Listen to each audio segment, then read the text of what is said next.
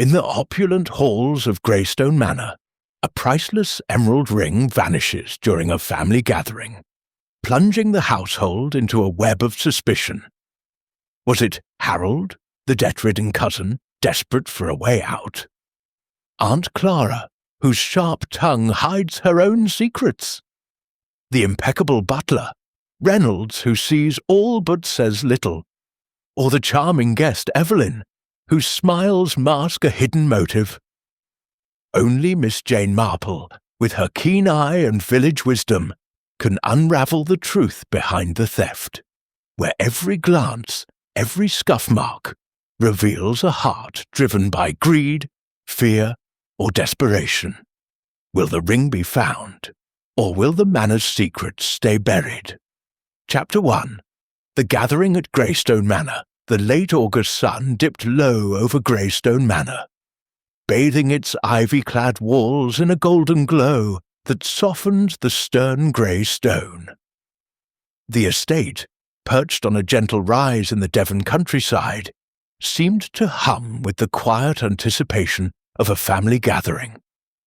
Lady Beatrice Haverford, a widow whose wealth was as renowned as her reserve, had summoned her kin for a weekend retreat, not for any grand occasion, but simply to rekindle familial ties strained by time and distance.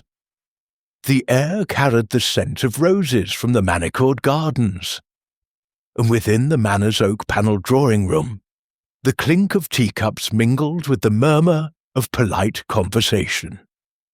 Miss Jane Marple, an unassuming figure in a lavender cardigan, sat near the window, her knitting needles moving with the steady rhythm of a metronome. Her presence, as an old friend of Beatrice's late mother, was no surprise to the household, though few paid her much mind. To the casual observer, she was merely a spinster from St. Mary Mead, her sharp eyes hidden behind a gentle smile. Yet those eyes missed nothing. They flickered over the assembled company, noting the subtle currents beneath their courteous facades. Beatrice herself, elegant in a silk dress the colour of claret, presided over the gathering with a graciousness that belied her unease. On her left hand, an emerald ring, a family heirloom of dazzling clarity, caught the firelight, its deep green facets drawing admiring glances. Harold Grayson, Beatrice's cousin, lounged in an armchair, his stockbroker's polish marred by a nervous laugh that punctuated his anecdotes about London's financial circles. His suit, though well-tailored, bore faint creases, as if chosen in haste. Across from him sat Aunt Clara, Beatrice's sister-in-law, her angular frame rigid in a high-backed chair. Clara's grey eyes, sharp as flint, darted about the room, missing no detail. Her thin lips set in a line that suggested perpetual disapproval. Mr. Reynolds, the butler, moved with the silent precision of a shadow, offering sherry with a deference that seemed almost mechanical. His face, lined but composed, betrayed nothing, though Miss Marple noted the way his hands lingered a fraction too long when adjusting a tray. The final guest, Mrs. Evelyn Carter, a cheap widow of indeterminate age, filled the room with her vivacious chatter. Her auburn hair, swept into an elaborate chignon, bobbed as she recounted tales of her recent travels to the continent, her laughter a touch too bright. Evelyn's emerald green scarf, an unconscious echo of Beatrice's ring, fluttered as she gestured animatedly. The conversation turned to the ring itself, when Evelyn, with a theatrical gasp, leaned forward to admire it. "Beatrice, darling, it's simply divine. An heirloom, you said. How many generations has it seen?" Beatrice smiled, a rare warmth softening her features, and recounted its history, a gift from her great-grandfather to his bride, passed down through the Haverford line. She slipped it off briefly, holding it to the light, and the room fell momentarily silent, captivated by its brilliance. Harold's eyes lingered on it, his fingers twitching slightly, while Clara's gaze narrowed, as if calculating its worth. Reynolds, refilling a glass, paused imperceptibly, and Evelyn clapped her hands in delight. Dinner followed, a formal affair in the dining room, where candlelight danced on crystal and silver. The talk drifted to mundane matters, local politics, the weather, the state of the roads, but Miss Marple sensed a tension beneath the civility. Harold's jests were forced, Clara's responses clipped. Evelyn's laughter rang out too often, and Reynolds, ever present, seemed to hover just beyond the circle of light. Beatrice, perhaps sensing the unease, touched the ring on her finger, as if to reassure herself of its presence. As the evening drew to a close, the party retired to their rooms, the manor settling into a quiet broken only by the creak of old wood. Miss Marple, lingering in the drawing-room to retrieve her knitting, paused by the fireplace. Her eyes fell on a small vase of roses, slightly askew, as if brushed by a careless hand.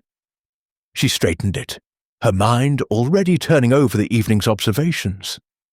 In St. Mary Mead, she had seen gatherings like this, pleasant on the surface, but rife with unspoken grievances. Human nature, she mused, was much the same, whether in a village cottage or a grand manor. And as she climbed the stairs to her room, her needles tucked safely in her bag, she felt the faintest prickle of intuition. Something, she thought, was amiss at Greystone Manor. Chapter 2. The Disappearance. The morning sun filtered through the heavy damask curtains of Greystone Manor's breakfast room, casting a soft, dappled light across the polished mahogany table. The air was thick with the scent of fresh coffee and warm scones, but the usual cheer of a country house breakfast was conspicuously absent. Lady Beatrice Haverford, seated at the head of the table, was pale, her hands trembling as she set down her teacup with a faint clatter.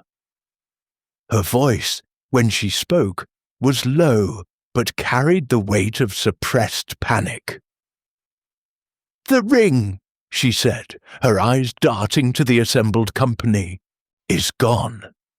Miss Jane Marple, seated unobtrusively near the window with her knitting resting in her lap, observed the ripple of reactions that followed. The emerald ring, that splendid heirloom which had sparkled so vividly the previous evening, was no longer on Beatrice's finger. Its absence was as jarring as a missing note in a familiar melody. Miss Marple's needles lay still, her mild gaze sweeping the room with the quiet alertness of a cat watching a garden full of birds. Harold Grayson, Beatrice's cousin, froze mid-bite, a piece of toast crumbling slightly in his hand. His face, already flushed from a restless night, grew redder, and he coughed as if to cover a moment of unease. "Gone?" he echoed, his voice a touch too loud. "You mean lost?" His eyes flicked toward Beatrice, then away, settling on the butter dish with unnatural intensity. Miss Marple noted the way his fingers tightened around his knife, a gesture that spoke more of nerves than appetite.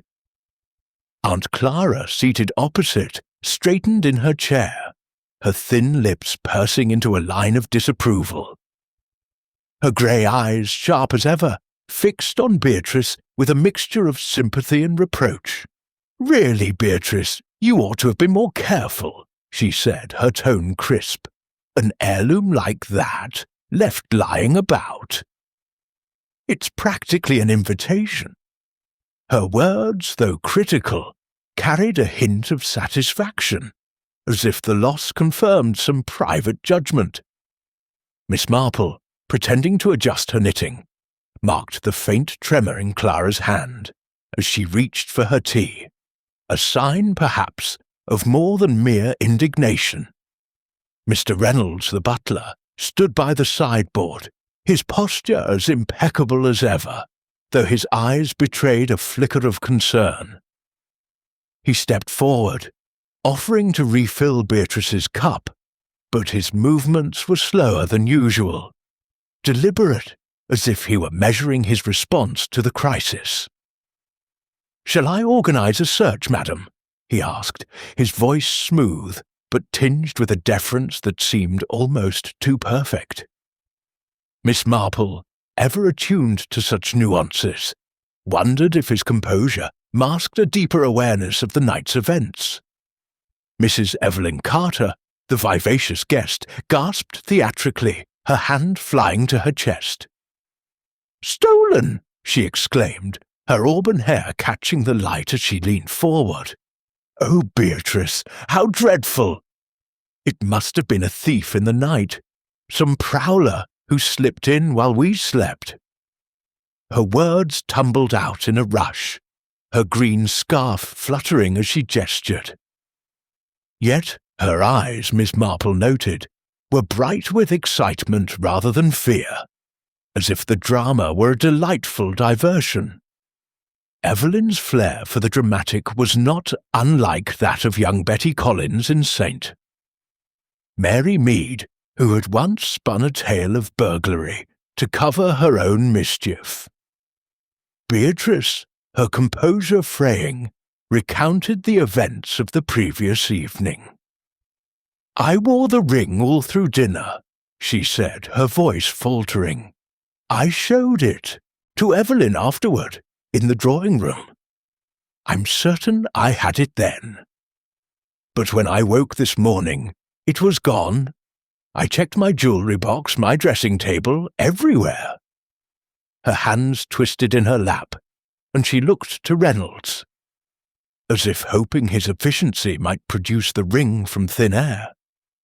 "I can't imagine how it happened." The room descended into a flurry of suggestions and accusations. Clara, her voice rising, insisted that the servants' quarters be searched at once. "You can never be too sure," she said, her eyes narrowing.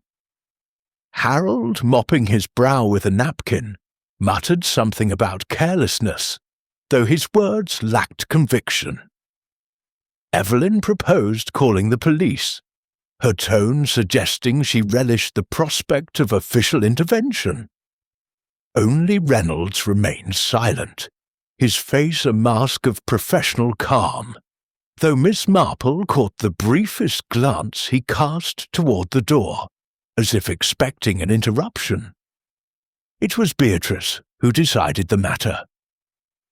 "We must inform the authorities," she said, her voice steadier now, though her eyes were bright with unshed tears. "That ring has been in my family for generations. I won't rest until it's found." Reynolds bowed slightly and left to telephone the local constabulary, his footsteps echoing in the hall.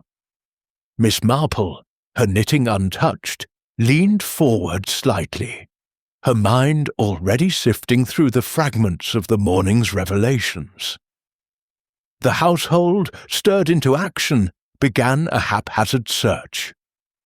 Maids were summoned, cushions overturned, and drawers emptied with a fervour that bordered on panic. Harold, ostensibly helping, lingered near the drawing-room doorway, his hands thrust deep into his pockets. Clara took charge of the upstairs, her sharp commands ringing through the corridors as she inspected every nook. Evelyn flitted about, offering suggestions that were more enthusiastic than practical, while Reynolds supervised the staff with his usual precision, though Miss Marple noted his tendency to hover near the drawing-room, as if guarding its secrets. By noon, Inspector Crane arrived. A stocky man with a ruddy complexion, and a manner that suggested diligence but little imagination. His notebook was already open, his pencil poised, as he listened to Beatrice's account. "A valuable piece, you say?" he asked, scribbling furiously. "And no one saw anything unusual last night?" His questions were methodical, but Miss Marple, seated quietly in a corner, sensed he was more accustomed to handling poachers than jewel thieves.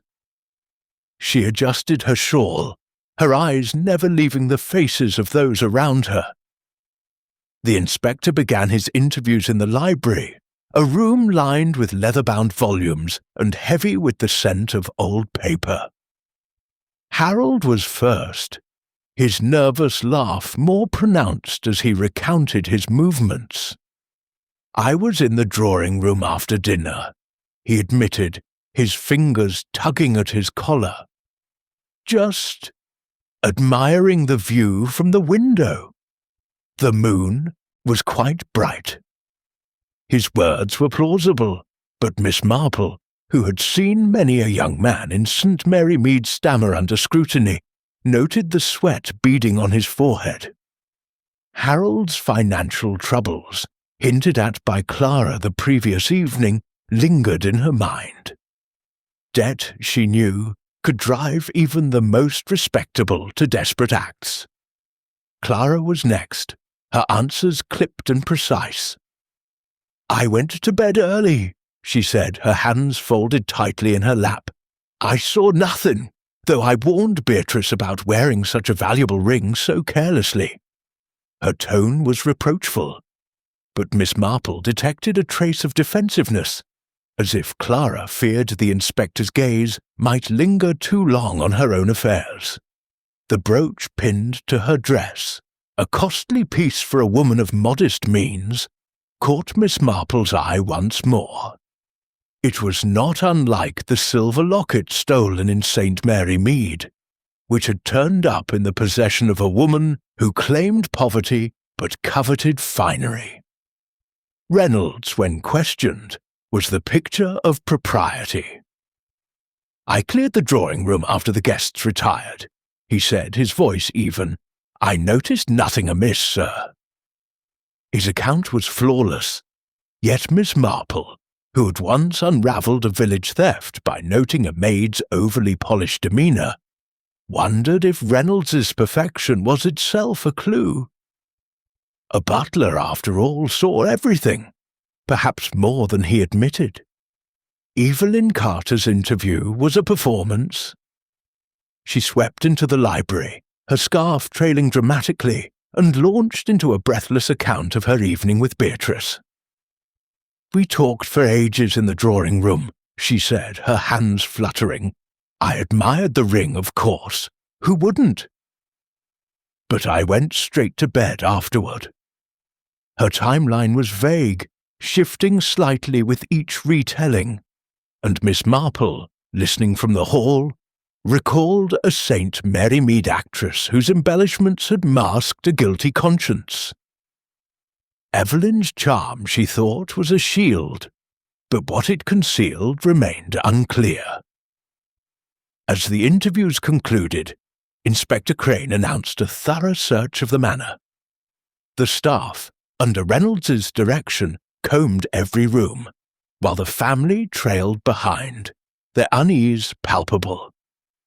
Harold lingered near the staircase, his eyes darting to the upper landing, as if expecting the ring to materialize. Clara, her lips pressed into a thin line, supervised the maids with an intensity that bordered on obsession.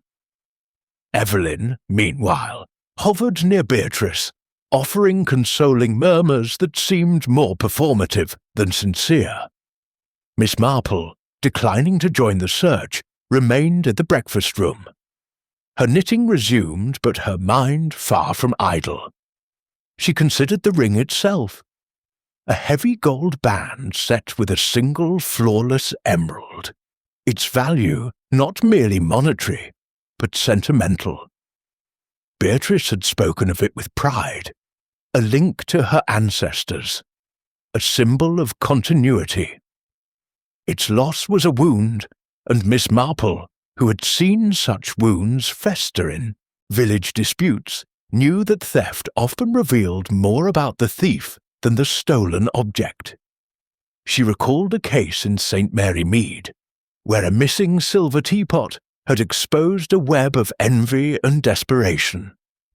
The emerald ring, she suspected, would do the same. As the search yielded nothing, the household gathered once more in the drawing room, their faces a study in frustration and suspicion. Beatrice, her eyes red-rimmed, sat by the fireplace, her hands clasped tightly. "It's not just the ring," she said softly, almost to herself. "It's what it meant to my family." Her words hung in the air, and Miss Marple, watching from her corner, felt a pang of sympathy. But her sympathy did not dull her curiosity. The ring had not vanished into thin air. Someone in this room, she was certain, knew more than they admitted. Harold's fidgeting grew more pronounced, his fingers drumming on the arm of his chair. Clara's gaze flicked between him and Beatrice, her expression unreadable. Reynolds, standing by the door, adjusted a curtain with unnecessary care, while Evelyn, perched on a sofa, launched into a story about a stolen necklace she had once read about, her voice filling the silence. Miss Marple's needles clicked softly, a counterpoint to the rising tension. She thought of the drawing room the previous night, the moment when Beatrice had shown the ring to Evelyn. Had it been placed on the table? Had someone lingered after the others left? The scuff mark by the fireplace, noticed the night before, tugged at her memory, though she kept the observation to herself. Inspector Crane, rejoining the group, announced his intention to continue the investigation. "We'll search the grounds tomorrow," he said, his tone suggesting he expected little from the effort. "In the meantime, I advise everyone to remain on the premises." His words were met with nods and murmurs, though Miss Marple sensed a collective unease.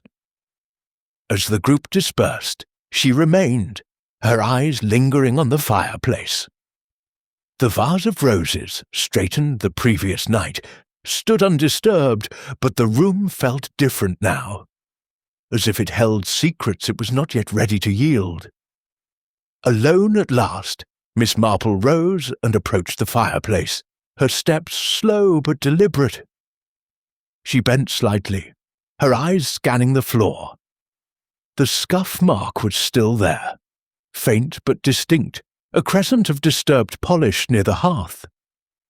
It was not the mark of a careless foot, she thought, but of someone who had stood in one place for some time, perhaps watching, perhaps waiting. In St. Mary Mead, such a mark had once led her to a thief who lingered too long by a window. Here it suggested intent, but whose? As she straightened, her mind turned to the suspects. Harold, with his nervous laughter and rumoured debts, was an obvious candidate, yet his agitation seemed almost too overt. Clara, with her sharp tongue and costly brooch, might harbour resentments deeper than she admitted. Reynolds, the impeccable, Butler saw more than he revealed, his loyalty perhaps a mask for other motives, and Evelyn, with her shifting stories and theatrical charm, was a puzzle yet to be solved. Miss Marple returned to her chair. Her knitting resumed, but her thoughts were far from the stitches. The emerald ring, she knew, would not stay hidden forever. Human nature, with its predictable frailties, would see to that. Chapter 3. The Suspects. The late morning light streamed through the tall windows of Greystone Manor's library, where the scent of old leather and polished wood hung heavy in the air. Inspector Crane, his notebook open and his manner brisk, had set up his temporary headquarters among the towering bookshelves, his broad frame dwarfing the delicate chair behind the desk. The household, still reeling from the morning's revelation of the missing emerald ring, moved through the manor with a subdued unease, their voices hushed as if the walls themselves might betray their secrets. Miss Jane Marple, seated in a high-backed chair near a window, her knitting a soft counterpoint to the inspector's clipped questions, observed the proceedings with her usual quiet acuity. Her presence, unobtrusive as ever, allowed her to blend into the background, her sharp eyes catching details others overlooked. Inspector Crane, though diligent, struck Miss Marple as a man more suited to straightforward crimes than the tangled motives of a family theft. His questions, delivered with the precision of a metronome, lacked the subtlety needed to unravel the undercurrents she sensed in the room. He had summoned the suspects one by one, and as each entered the library, Miss Marple's needles paused briefly, her mind cataloguing their gestures, their hesitations, their half-truths. She had seen such scenes before in St. Mary Mead, village quarrels that hid deeper sins, and she knew that theft, like any crime, was less about the act than the heart behind it. First came Harold Grayson, Beatrice's cousin, whose stockbroker's polish was fraying under the strain of scrutiny. He entered with a forced smile, his hands thrust deep into his pockets as if to anchor his nervous energy. His hair, usually neatly combed, was slightly dishevelled, and his tie hung askew, a small rebellion against his usual fastidiousness. "I don't know what more I can tell you, Inspector," he began, his voice carrying a trace of petulance. "I was in the drawing-room after dinner, yes, but only for a moment. I stepped to the window to take in the night air, nothing more." His eyes darted to the side, avoiding Crane's steady gaze, and Miss Marple noted the faint sheen of perspiration on his brow. Harold's claim of admiring the moonlit garden, repeated from the morning, felt rehearsed, like a line from a play delivered one too many times. She recalled a young man in St. Mary Mead, a grocer's assistant, who had stammered similarly when questioned about a missing till. Debt, she thought, had a way of making even the innocent appear guilty. Crane pressed him. "And you saw nothing of the ring? Lady Beatrice says she showed it to Mrs. Carter in the drawing-room. You were there, weren't you?" Harold's flush deepened, and he tugged at his collar, a gesture Miss Marple recognized as a telltale sign of discomfort. "I might have been," he admitted, his laugh brittle, "but I wasn't paying attention to their chatter." Women and their jewels, you know. His attempt at levity fell flat, and Crane's pencil scratched a note, his expression unyielding. Miss Marple's needles resumed their rhythm, her mind turning to Harold's rumoured financial troubles, whispered about by Clara the previous evening. A man in debt, she knew, might see a ring like Beatrice's as a lifeline, however fleeting. Aunt Clara was next, her entrance as sharp as her tongue. She swept into the library with the air of a schoolmistress, about to reprimand a wayward pupil, her grey dress buttoned to the throat, her brooch, a sapphire set in silver, gleaming against the sombre fabric. "I trust this won't take long, Inspector," she said, seating herself without invitation. "I've already told you I retired early last night. I saw nothing of the ring after dinner." Her voice was firm, but Miss Marple detected a slight quiver in her hands as she smoothed her skirt, a gesture that belied her outward confidence. Clara's insistence on her early bedtime was plausible, yet her eagerness to point the finger at Harold struck Miss Marple as calculated. "My nephew," she added unprompted, "has been reckless with money for years." If anyone had motive to take that ring, it's him. Her eyes glinted with something akin to triumph, and Miss Marple, feigning absorption in her knitting, wondered if Clara's accusation was meant to deflect attention from her own affairs. The sapphire brooch, an extravagance for a woman who claimed to live modestly, was a puzzle in itself. Crane, unmoved by Clara's vehemence, asked about her movements after dinner. "I went to my room to read," she replied, her tone crisp. "I have no interest in late-night gossip or lingering over sherry." Her answer was too pat, Miss Marple thought, like a prepared speech. In St. Mary Mead, she had known a woman who hid her own pilfering by loudly accusing others, and Clara's manner bore a similar edge. Yet her motive was unclear. Resentment, perhaps, or a need to assert control in a family where her influence was waning. Miss Marple's needles clicked softly, her thoughts circling the contrast between Clara's frugal claims and her costly adornment. Mr. Reynolds, the butler, followed, his demeanour as polished as the silver he tended. He stood before the inspector, his hands clasped behind his back, his face a mask of professional neutrality. "I remained in the drawing-room after the guests retired, sir," he said, his voice low and measured. "My duties included clearing the glasses and ensuring the fire was banked. I saw no sign of the ring." His account was precise, almost mechanical, and Crane nodded, seemingly satisfied. But Miss Marple, who at once unravelled a theft by noting a servant's overly meticulous habits, found Reynolds's perfection intriguing.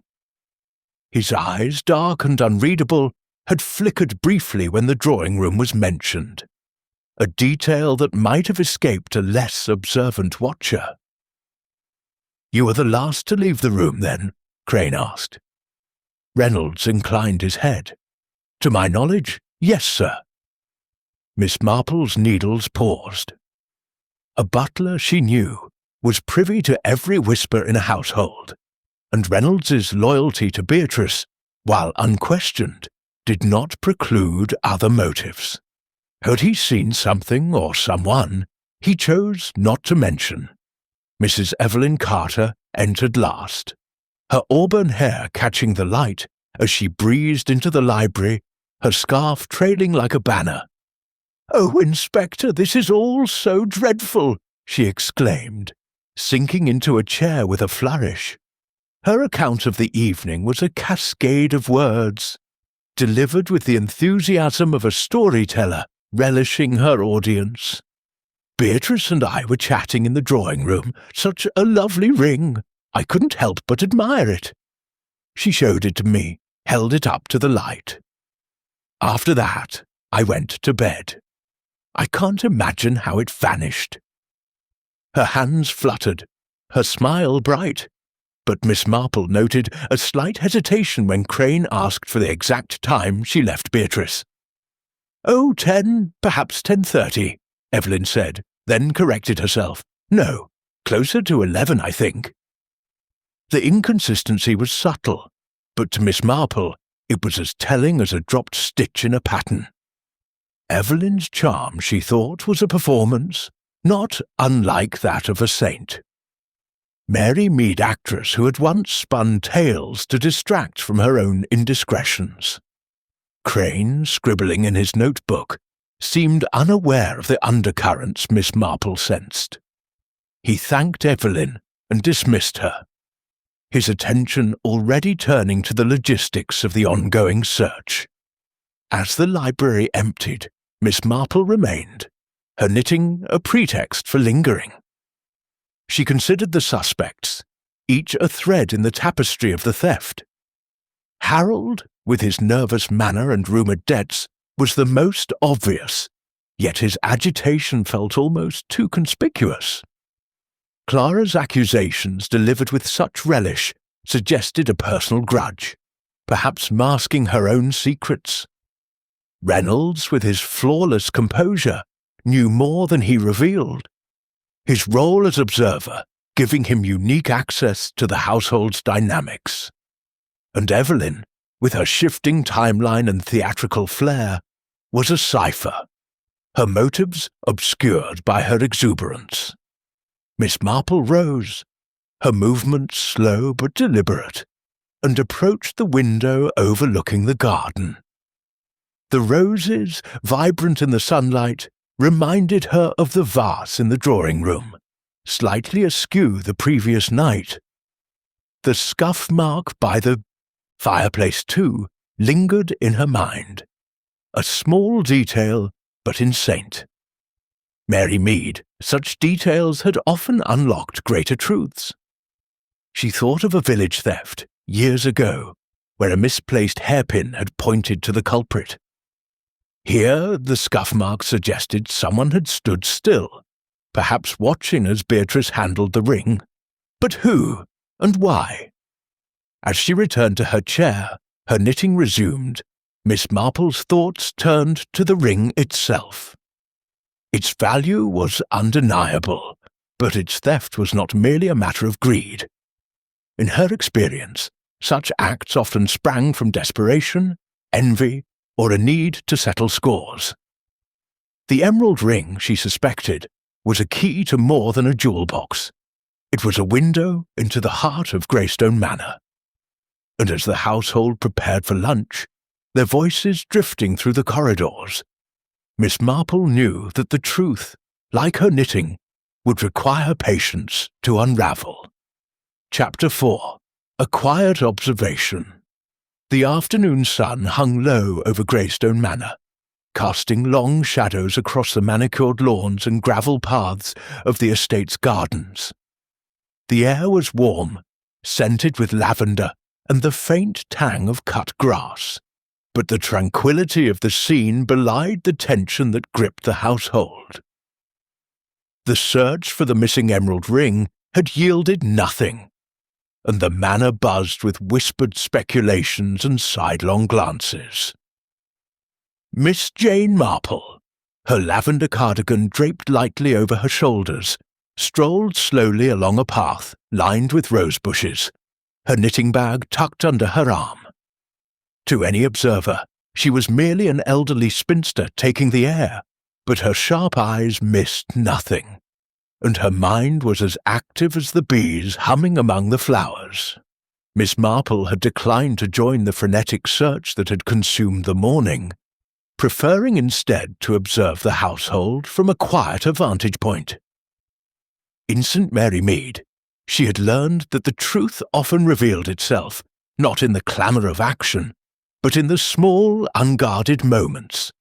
A glance, a hesitation, a misplaced word. The theft of the emerald ring, she felt certain, was no random act, but a thread in the complex weave of human motives that bound the residents of Greystone Manor.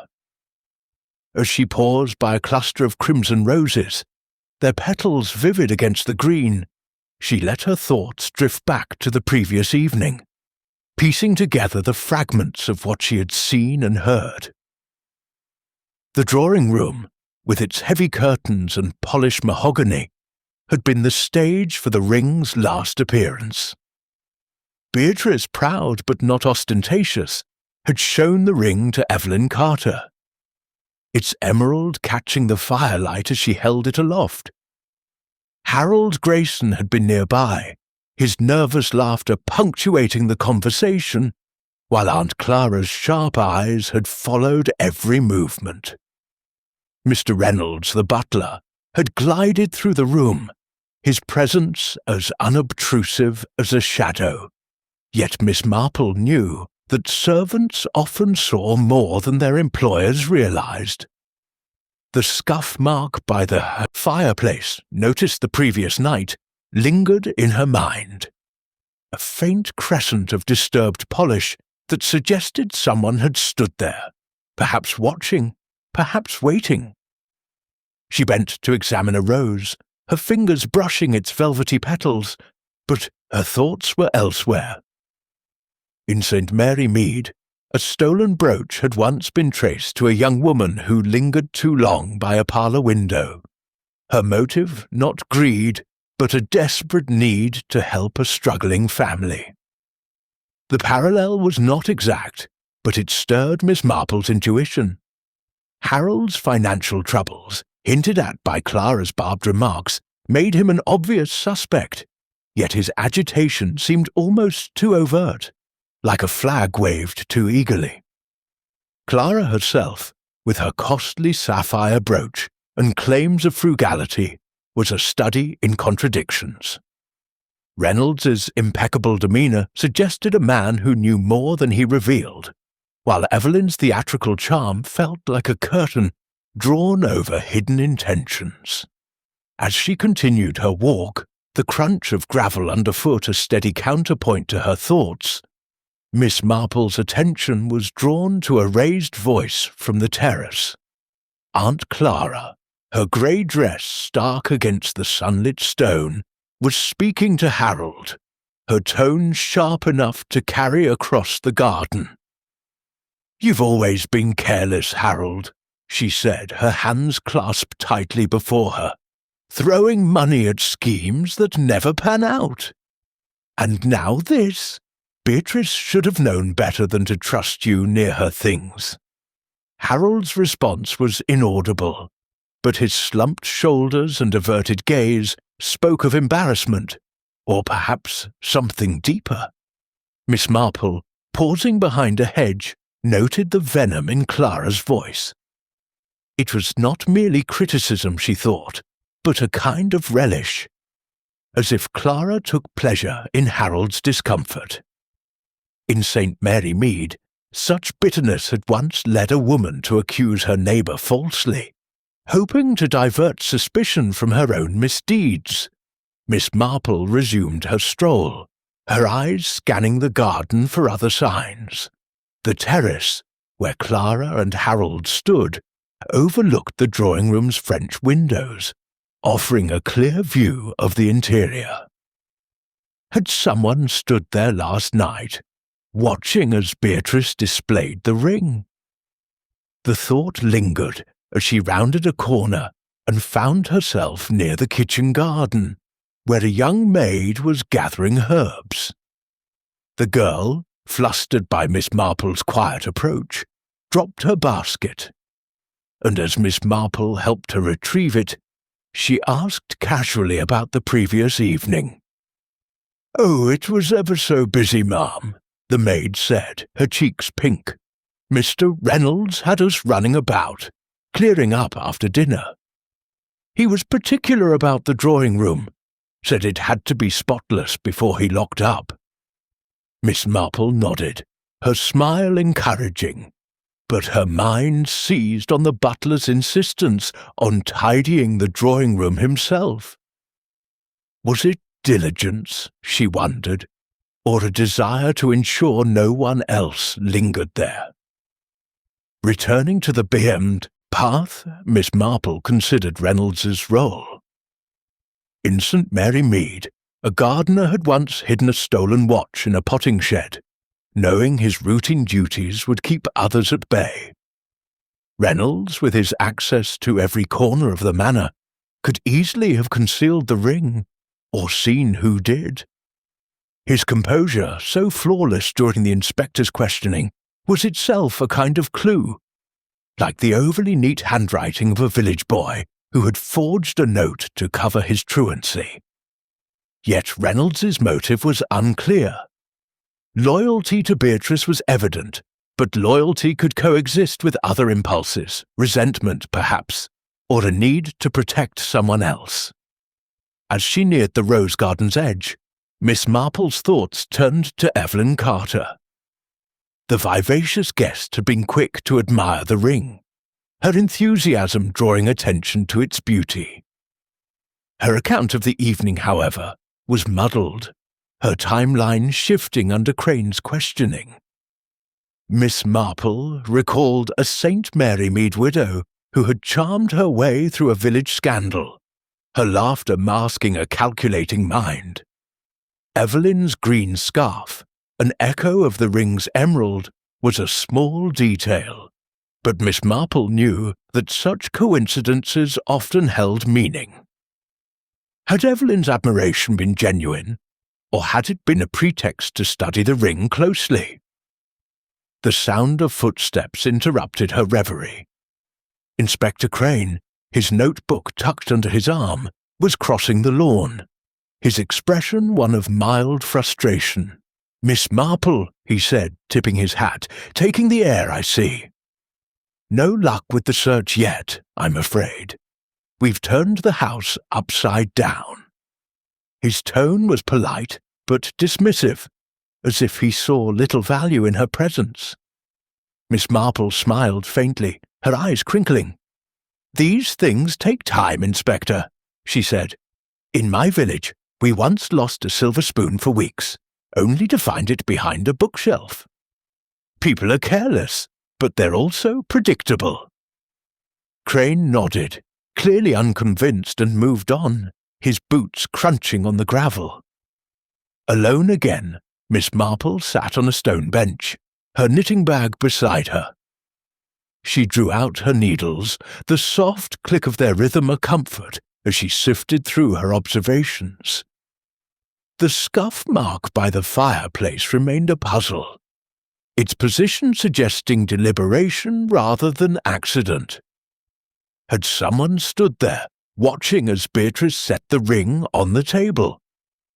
Harold, with his nervous hovering, was a likely candidate, but Clara's sharp eyes might have lingered too, her resentment of Beatrice's wealth a possible spur. Reynolds, clearing the room, could have seen an opportunity, while Evelyn's charm might have distracted the others long enough for the theft to occur. Miss Marple's thoughts returned to St. Mary Mead, where a stolen locket had revealed not just a thief, but a web of envy and desperation. The emerald ring, she suspected, was more than a jewel. It was a mirror reflecting the hidden strains within Greystone Manor. As the sun dipped lower, casting the garden in a golden haze, she rose, her steps slow but purposeful. The truth, she knew, was close, hidden in the small details that others overlooked. And as she made her way back to the manor, her knitting bag swinging gently at her side, Miss Marple felt the familiar thrill of a puzzle beginning to take shape. Chapter 5. The Drawing Room Clue. The afternoon light had softened to a gentle amber.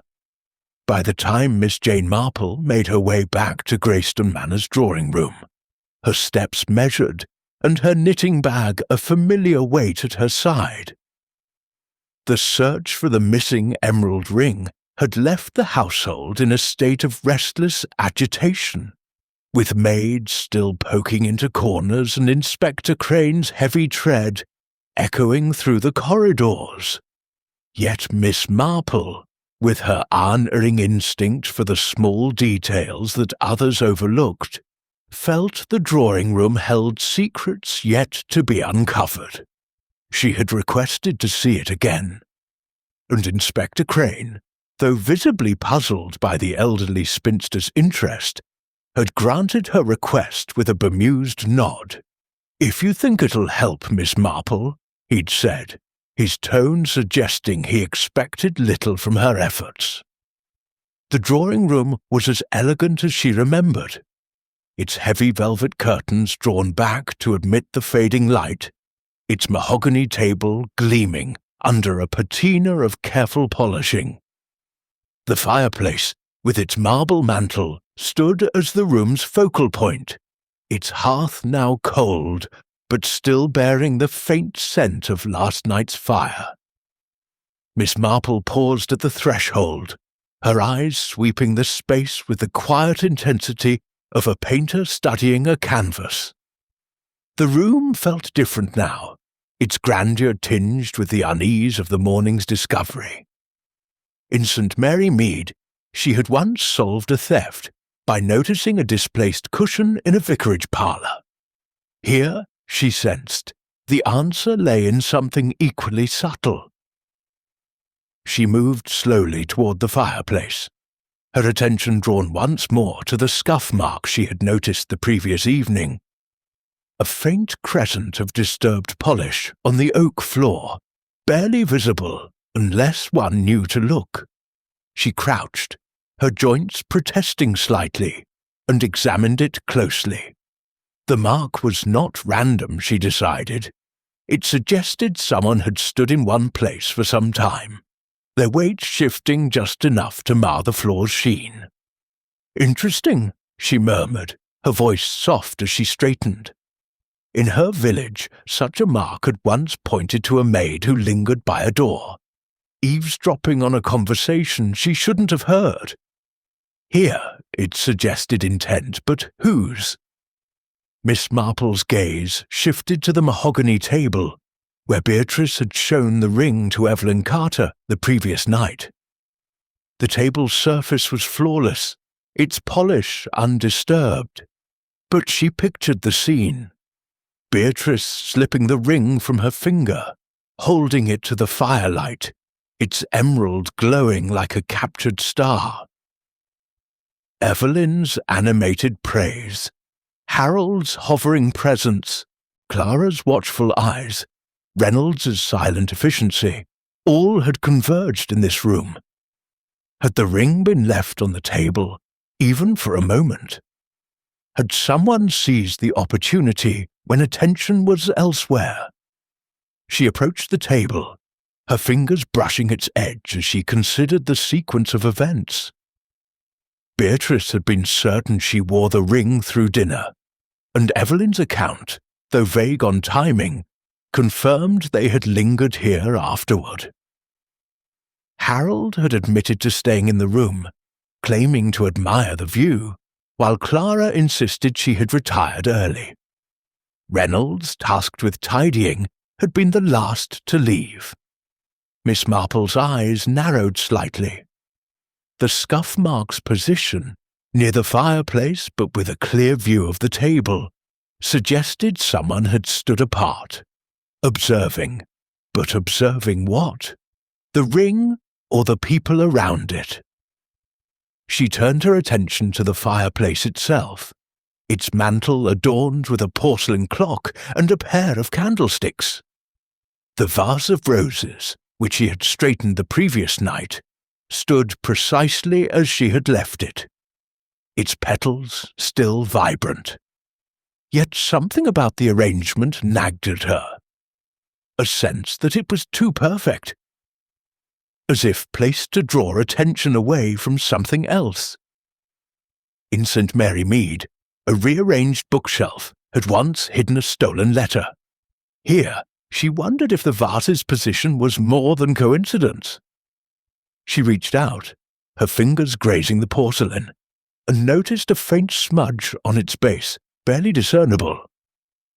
Dust, perhaps, or the trace of a careless hand. She made a mental note, her mind already weaving connections. The sound of footsteps interrupted her thoughts. Inspector Crane entered, his notebook in hand, his expression one of mild impatience. "Found anything, Miss Marple?" he asked, his tone suggesting he expected a negative answer. She smiled, her eyes crinkling with a warmth that belied her sharpness. "Only a small observation, Inspector," she said. "This mark by the fireplace, it's curious, don't you think? Someone stood here." And not by accident, Crane frowned, crouching to inspect the mark himself. "Could be one of the maids," he said, dismissive. "They're always polishing this and that." Miss Marple nodded, her expression unchanged, but she thought of a saint. Mary Mead Gardner, whose muddy boot had revealed his presence at a theft. "Perhaps," she said mildly, "but it's worth considering." Crane straightened, his attention already shifting to his next task. "We're searching the upper rooms again," he said. "If you'll excuse me, I'll see to it." He left as abruptly as he'd arrived, his footsteps fading down the hall. Miss Marple remained, her gaze returning to the scuff mark. It was not the mark itself that intrigued her, but its implication. Someone had lingered here, perhaps watching as Beatrice handled the ring, perhaps waiting for the right moment.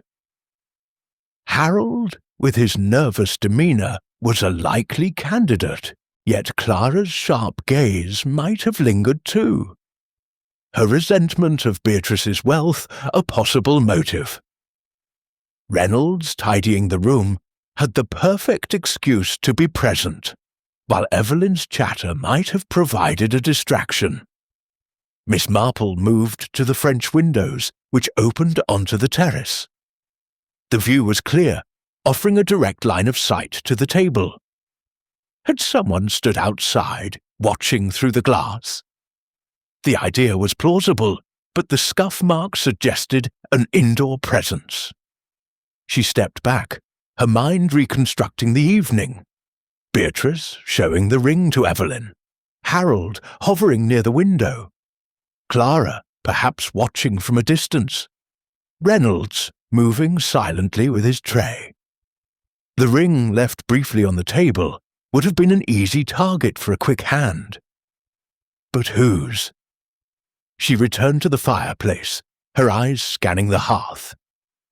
The ashes, swept clean by Reynolds's meticulous hand, offered no clues, but the mantle's candlesticks caught her attention. One was slightly askew, its base not quite aligned with its partner. She reached out, adjusting it gently, and noticed a faint scratch on the marble beneath. A hairline mark, as if something had been dragged across it. In St. Mary Mead, a similar scratch had led her to a hidden compartment in a desk, though here she found no such secret. Still, the mark suggested movement, perhaps hurried, perhaps careless. As she stood, her knitting bag still at her side, Miss Marple felt the familiar stir of intuition. The drawing room was a stage, and the ring's disappearance a carefully timed act. The scuff mark, the smudged vase, the scratched mantle, these were not accidents but traces of intent.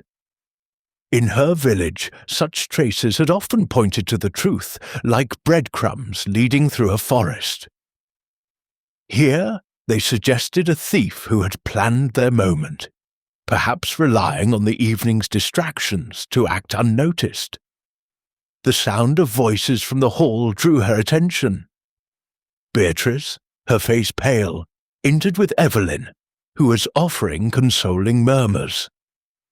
"We'll find it, darling," Evelyn said, her scarf fluttering as she patted Beatrice's arm. "It's probably just slipped under a cushion." Her optimism was forced, and Miss Marple, watching from her corner, noted the way Evelyn's eyes flicked towards the table, as if retracing her own steps. Beatrice, her hands clasped tightly, shook her head. "It's not just the ring," she said softly. "It's what it means to me." Her voice broke, and Miss Marple felt a pang of sympathy, though her mind remained focused. As the two women left, Miss Marple lingered, her gaze returning to the scuff mark. It was a small thing, but insane. Mary Mead, small things had often unravelled great mysteries. The ring, she knew, was still within reach. Not in distance, perhaps, but in understanding. The drawing room had witnessed the theft, and its silent clues would lead her to the truth if only she could read them correctly. With a final glance at the fireplace, she tucked her knitting into her bag and left the room, her thoughts as intricate as the patterns she wove. Chapter 6. A conversation with Clara. The afternoon had deepened into a golden haze at Greystone Manor, the sun casting intricate patterns through the leaded windows of the morning room. The air was warm, tinged with the faint sweetness of jasmine from the garden beyond, but the atmosphere within the manor remained taut, as if the very walls held their breath. The search for the missing emerald ring had subsided into a restless lull, with Inspector Crane and his men combing the upper rooms, while the household moved through their routines with strained civility.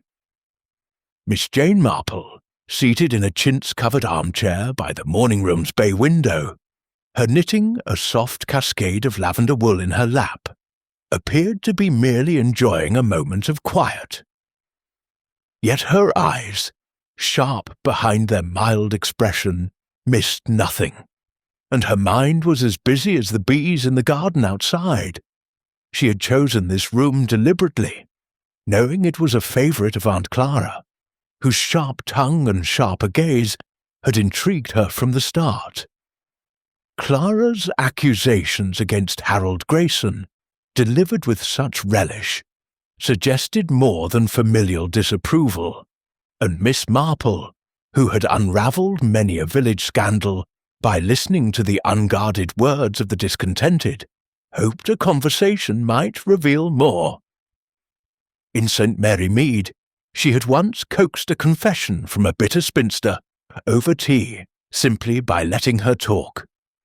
Here, she sensed, Clara's prickly demeanour hid a deeper grievance, one that might shed light on the ring's disappearance. As if summoned by her thoughts, Clara entered, her grey dress as severe as ever, the sapphire brooch at her throat catching the light with a defiant gleam. She carried a small embroidery frame, though Miss Marple doubted she intended to use it. Clara's hands, when they moved, were too restless for such delicate work. "Miss Marple," Clara said, her voice clipped as she settled into a chair opposite. "I see you've escaped the chaos of the search. Wise, I suppose. It's all so tiresome." Her tone was dismissive, but her eyes darted to the window, as if seeking something beyond the garden. Miss Marple smiled, her needles clicking softly. "Oh, I find a bit of quiet helps one think," she said, her voice as gentle as a summer breeze. "In my village, Saint Mary Mead, we had a theft once. A silver teapot, nothing so grand as an emerald ring, but it caused quite a stir. It's curious how such things bring out people's true natures, don't you think?" Her words were casual, but her gaze was steady, watching Clara's reaction. Clara's lips tightened, and she stabbed her needle into the embroidery with unnecessary force. "People's true natures are rarely a surprise," she said. "Harold, for instance, always chasing some foolish scheme, spending money he doesn't have. Beatrice should have known better than to flaunt that ring in front of him." Her voice carried a familiar venom, but Miss Marple noted a slight tremor in her fingers, a sign of agitation that belied her outward control. Clara's eagerness to blame Harold was not new, but its intensity suggested a personal stake, perhaps deeper than mere disapproval. "You've known Harold a long time, I take it?" Miss Marple asked, her tone one of polite curiosity. "Families are so interesting, aren't they?"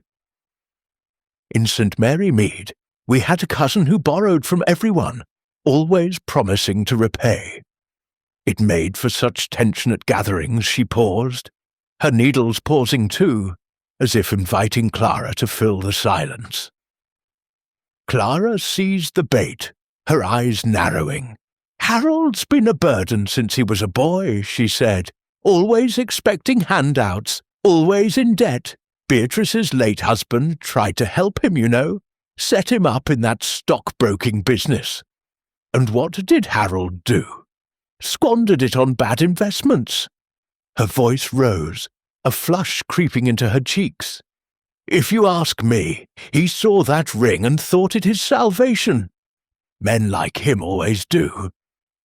She stabbed her needle again, the thread snapping under the pressure. Miss Marple nodded sympathetically, her expression unchanged, but her mind was racing. Clara's vehemence was telling, not just for what it revealed about Harold, but for what it suggested about her. The sapphire brooch, so at odds with her claims of modest means, gleamed like a silent accusation. In St. Mary Mead, a woman had once worn a stolen bracelet to church, her pride outweighing her caution.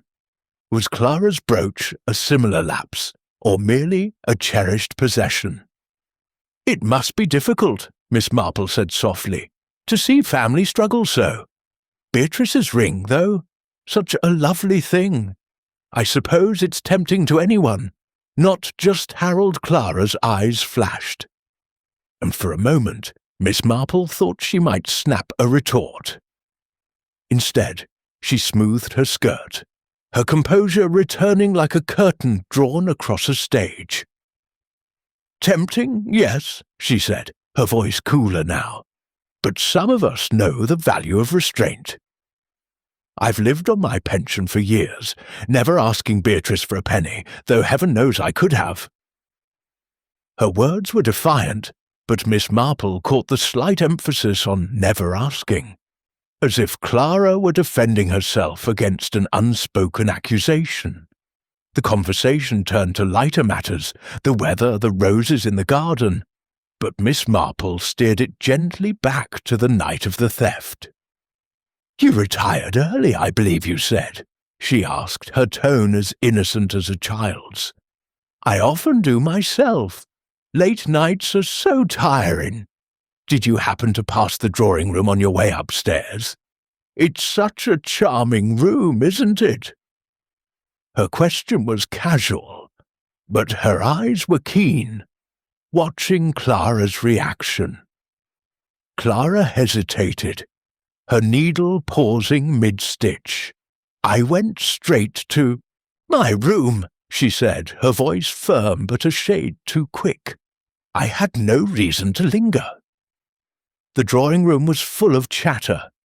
Evelyn's endless stories, Harold's nervous laughter. I wanted no part of it. Her words were plausible, but Miss Marple noted the way her fingers tightened around the embroidery frame, as if anchoring herself against further questions. In St. Mary Mead, a similar hesitation had betrayed a woman who claimed to have seen nothing but knew more than she admitted. Miss Marple nodded, her smile unwavering. "Of course," she said, "I find evenings like that quite exhausting myself, though I did notice the drawing-room's fireplace. Such a fine piece. Someone left a little mark on the floor nearby. Did you see it? Quite curious." She watched Clara closely, her needles resuming their rhythm, but Clara's expression remained impassive, her eyes fixed on her embroidery. "A mark?" Clara said, her tone dismissive. "The maids are always scuffing things up. Reynolds should be stricter with them." Her words were brisk, but Miss Marple caught the faintest flicker in her gaze, as if the mention of the scuff mark had stirred a memory. Clara rose abruptly, her embroidery abandoned. "If you'll excuse me, Miss Marple, I must speak to Beatrice. This whole affair is wearing on her." She swept out, her footsteps sharp on the parquet floor. Alone, Miss Marple leaned back, her knitting resting in her lap. Clara's defensiveness was a thread worth following, she thought. The woman's accusations against Harold were relentless, yet her own contradictions, the sapphire brooch, the quick denial of lingering near the drawing-room, suggested she was guarding something. In St. Mary Mead, a similar pattern had led Miss Marple to a widow who stole to maintain appearances, her pride a sharper spur than greed. Was Clara's resentment of Harold a mask for her own secrets, or simply the bitterness of a woman sidelined by her family's wealth? Miss Marple's thoughts returned to the drawing-room. The scuff mark by the fireplace, the smudged vase, the scratched mantle. Each was a small clue, like the scattered pieces of a jigsaw puzzle in her village. Clara's reaction to the scuff mark, though subtle, hinted at unease, as if she knew more than she let on. Had she seen someone by the fireplace? Or was she herself the one who stood there, watching as Beatrice handled the ring? The sapphire brooch, so prominent on Clara's dress, was another piece of the puzzle, its expense at odds with her frugal claims. As the afternoon waned, Miss Marple rose, her knitting tucked away. The morning room, with its soft light and lingering scent of jasmine, had given her more than she expected. Clara's words, her hesitations, her unguarded moments were like stitches in a pattern, revealing the shape of something hidden. The emerald ring, Miss Marple felt certain, was still close, its theft a reflection of the tensions that simmered beneath Greystone Manor's polished surface. With a quiet nod to herself, she made her way toward the hall, her mind already turning to the next thread in the tapestry of the theft. Chapter 7. The Butler's Routine. The evening settled over Greystone Manor with a quiet that felt more oppressive than serene. The golden light of afternoon giving way to the soft glow of lamps, and the flicker of candlelight in the dining room. The household, still shadowed by the loss of the emerald ring, gathered for dinner with a strained formality, their conversation punctuated by awkward pauses and forced pleasantries. Miss Jane Marple, seated at the far end of the table, her lavender cardigan a soft contrast to the room's grandeur, observed the scene with her usual unobtrusive keenness. Her knitting, left in her room for the occasion, was replaced by a small notebook in which she occasionally jotted a word or two, disguised as idle doodling. To the others she was merely a polite guest, but her mind was as sharp as the silver cutlery before her. Sifting through the day's observations with meticulous care, Mr. Reynolds, the butler, moved through the dining room with the precision of a clockwork figure, his black coat immaculate, his hands steady as he served the soup course. His presence was a constant yet so seamless that it went unnoticed by most, except Miss Marple, who had learned in St. Mary Mead that those who served often saw the most. Reynolds's role in the household gave him access to every whispered confidence, every unguarded moment, and Miss Marple, who had once uncovered a theft by noting a maid's too careful polishing, suspected his flawless routine might conceal more than it revealed. The dinner progressed with a veneer of civility. Beatrice, at the head of the table, was pale but composed, her fingers bare of the ring that had once drawn every eye. Harold Grayson, seated to her left, picked at his food, his nervous laugh absent tonight, replaced by a fidgety silence that drew Clara's sharp glances. Aunt Clara herself, her sapphire brooch gleaming against her grey dress, ate with deliberate precision, her comments limited to the weather and the quality of the soup. Mrs. Evelyn Carter, vibrant as ever in a dress of emerald silk, its hue a subtle echo of the missing ring, filled the silences with tales of her travels, though her laughter rang hollow. Miss Marple, nibbling her bread, noted the way Evelyn's eyes darted to Reynolds each time he approached, as if seeking reassurance. As Reynolds poured wine, his movements as smooth as ever, Miss Marple seized a moment to engage him. "You manage everything so well, Mr. Reynolds," she said, her voice warm and unassuming. "It must be quite a task, keeping a house like this in order, especially with all this upset." Her tone was that of a kindly aunt, but her eyes were alert, watching for any crack in his polished facade.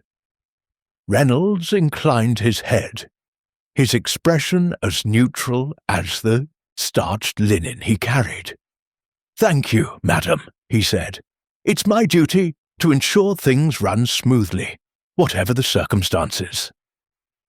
His voice was low, measured, but Miss Marple caught a fleeting tightness in his jaw, a hint of strain that vanished as quickly as it appeared. She pressed gently, her smile unwavering. "Last night must have been busy, with everyone lingering in the drawing-room. I suppose you were the last to leave, tidying up as always?" Reynolds paused, his hand steady on the wine decanter. "Indeed, madam," he said. "I cleared the glasses and saw to the fire, as is my custom." The room was empty when I finished. His words were precise, but Miss Marple noted the way his eyes flicked toward the fireplace at the mention of the drawing-room. A gesture so brief it might have gone unnoticed by anyone less observant. In St. Mary Mead, a footman's glance at a window had once betrayed his knowledge of a theft, and Reynolds's reaction, though subtle, stirred her curiosity. She nodded, as if satisfied, and turned her attention to her soup. But her mind was far from the meal. Reynolds's routine, so meticulously described, was a shield, she thought, not unlike the one used by a saint. Mary Mead housekeeper, who had hidden stolen goods in her pantry, claiming ignorance. Reynolds's role as the last to leave the drawing-room placed him at the heart of the theft's timeline, yet his demeanor suggested nothing amiss. Was he protecting someone, she wondered, or guarding his own actions? As the meal progressed, Miss Marple's thoughts returned to the drawing-room's clues. The scuff mark by the fireplace, the smudged vase, the scratched mantel. Reynolds's insistence on tidying the room himself, as the maid had mentioned, was intriguing. Had he been ensuring no trace was left, or had he seen something he chose not to report? His glance at the fireplace, however brief, suggested a connection to the scuff mark, perhaps a memory of someone standing there. In St. Mary Mead, a butler's careful silence had once shielded a family member's indiscretion, and Miss Marple wondered if Reynolds's loyalty to Beatrice extended to covering for another. The dinner conversation faltered, and Evelyn, perhaps sensing the tension, launched into a story about a lost brooch she had once recovered in Florence. "It turned up in the hotel laundry of all places," she said, her laugh bright but strained. Harold muttered something inaudible, his fingers drumming on the table, while Clara's eyes narrowed, as if she found Evelyn's levity distasteful. Beatrice, stirring her soup, remained silent, her thoughts clearly elsewhere. Miss Marple, listening to Evelyn's tale, recalled a similar story in her village, where a lost item had been a convenient excuse for a thief to deflect suspicion. Evelyn's chatter, she thought, might serve a similar purpose. As Reynolds cleared the soup plates, Miss Marple watched him closely, noting the way he moved with almost mechanical grace, his hands never faltering. Yet there was something in his posture, a slight stiffness perhaps, that suggested he was aware of her scrutiny. She decided to test him further. "The drawing-room's fireplace is so striking," she said as he passed her chair. "I noticed a little mark on the floor nearby. Such a pity to mar that lovely polish. Do you suppose someone was careless?" Her tone was light, but her eyes were keen, searching for any reaction. Reynolds's hand paused the barest hesitation before he resumed collecting plates. "The maids are thorough, madam, he said, his voice even, "but guests do sometimes shift about." "I'll see it's attended to." His answer was polite, but Miss Marple caught the flicker in his eyes again, a shadow of unease that vanished as he turned away. She smiled, her expression as placid as ever, but her mind was racing. Reynolds's reaction to the scuff mark, like Clara's earlier, suggested knowledge, if not involvement. Had he seen someone by the fireplace?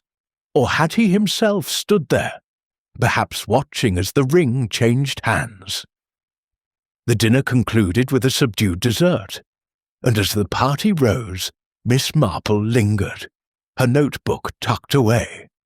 Reynolds, directing the maids with quiet efficiency, remained in the dining room, his presence a constant backdrop to the evening. Miss Marple, making her way to the hall, paused by the drawing-room door, her thoughts returning to the night of the theft. The scuff mark, the smudged vase, the scratched mantle, all pointed to a moment of opportunity, seized by someone in that room. Reynolds, with his access and his silence, was a key, she felt certain, but whether he was the thief or merely a witness remained unclear. In St. Mary Mead, a butler's loyalty had once led him to conceal a young man's theft, believing it would spare the family shame. Here, Reynolds's devotion to Beatrice might prompt a similar silence, or it might mask a more personal motive. As Miss Marple climbed the stairs to her room, her steps slow but steady, she felt the puzzle of the emerald ring drawing tighter. The butler's routine, so flawless on the surface, was a thread she would follow, for in its precision lay the possibility of a flaw, and in that flaw, the truth. Chapter 8. Evelyn's Charm. The evening at Greystone Manor had settled into an uneasy calm, the candlelit dining room giving way to the softer glow of the drawing-room, where the household gathered for after-dinner sherry. The air was heavy with the scent of beeswax and old wood, but the warmth of the fire did little to dispel the chill of suspicion that lingered among the guests. Miss Jane Marple, seated in a corner armchair with a glass of sherry untouched beside her, observed the scene with her characteristic quiet intensity. Her knitting, left upstairs to avoid drawing attention, was replaced by a small lace handkerchief, which she twisted absently in her hands. To the others, she was merely a polite, elderly guest, but her mind was as sharp as the needlepoint she so often wielded, piecing together the fragments of the emerald ring's disappearance. Mrs. Evelyn Carter, the vivacious widow, held court near the fireplace, her emerald silk dress catching the light as she recounted a tale of a masquerade ball in Venice. Her auburn hair, swept into an elegant chignon, bobbed with each animated gesture, and her laughter rang out, bright but slightly forced, as if she were determined to lift the room's sombre mood. Beatrice, seated on a sofa, listened with a strained smile, her hands clasped tightly in her lap, the absence of the ring a silent wound. Harold Grayson, standing by the window, sipped his sherry with a distracted air, his fingers twitching as if longing for something to hold. Aunt Clara, her grey dress as austere as ever, sat rigidly in a high-backed chair, her sapphire brooch glinting like a cold eye. Mr. Reynolds, the butler, moved silently, refilling glasses with a deference that seemed almost mechanical. Though Miss Marple noted his gaze lingered briefly on Evelyn, as if assessing her performance. Miss Marple, ever the observer, found Evelyn's exuberance intriguing. In St. Mary Mead, she had known a young actress whose charm had masked a penchant for petty theft, her smiles disarming suspicion until the truth emerged. Evelyn's vivacity, she thought, was not unlike that. A shield, perhaps, for something less innocent. Her account of the night of the theft, given to Inspector Crane, had been vague, her timeline shifting from 10 to 11 o'clock, a discrepancy that might mean nothing or everything. Miss Marple, twisting her handkerchief, decided it was time to probe further. She rose, her movements slow but deliberate, and approached Evelyn, who was now describing a gondola ride under a Venetian moon. "Mrs. Carter, how delightful your stories are," Miss Marple said, her voice warm and unassuming. "You must have such a memory for detail. I was just thinking of the drawing room last night. So charming, wasn't it? When you and Beatrice were admiring the ring, I mean." Her tone was conversational, but her eyes were keen, watching Evelyn's reaction. Evelyn's laughter faltered for a fraction of a second, her hand pausing mid-gesture. "Oh yes, the ring," she said, recovering quickly. "Such a stunning piece. Beatrice let me hold it, you know. The emerald was like something out of a fairy tale. I could hardly take my eyes off it." Her smile was bright, but Miss Marple noted the way her fingers tightened around her sherry glass, a gesture that spoke of unease rather than enthusiasm. "We talked for ages," Evelyn continued, her voice a touch too bright. "I suppose I lost track of time." Miss Marple nodded, her expression one of polite interest. "It's easy to do, isn't it? In St. Mary Mead, we had a lady who loved to chat over tea, and hours would slip by. You said you left Beatrice around 10, or was it later? I do find time so confusing at these gatherings." Her question was gentle, almost absent-minded, but her gaze was steady, searching for any crack in Evelyn's polished facade. Evelyn's eyes flickered, and she took a sip of sherry as if buying time. "Oh, 10:30 perhaps," she said, her laugh light but strained. "Or closer to 11, I suppose. It's all a bit of a blur, isn't it, with all the chatter?" Her words were casual, but Miss Marple caught the slight flush in her cheeks, the way her scarf fluttered as she adjusted it nervously. The inconsistency, so casually dismissed, was a thread worth pulling, Miss Marple thought. In St. Mary Mead, a similar vagueness had led her to a woman who claimed forgetfulness to hide her presence at a theft. "You must have admired the ring closely," Miss Marple said, her voice as soft as a breeze.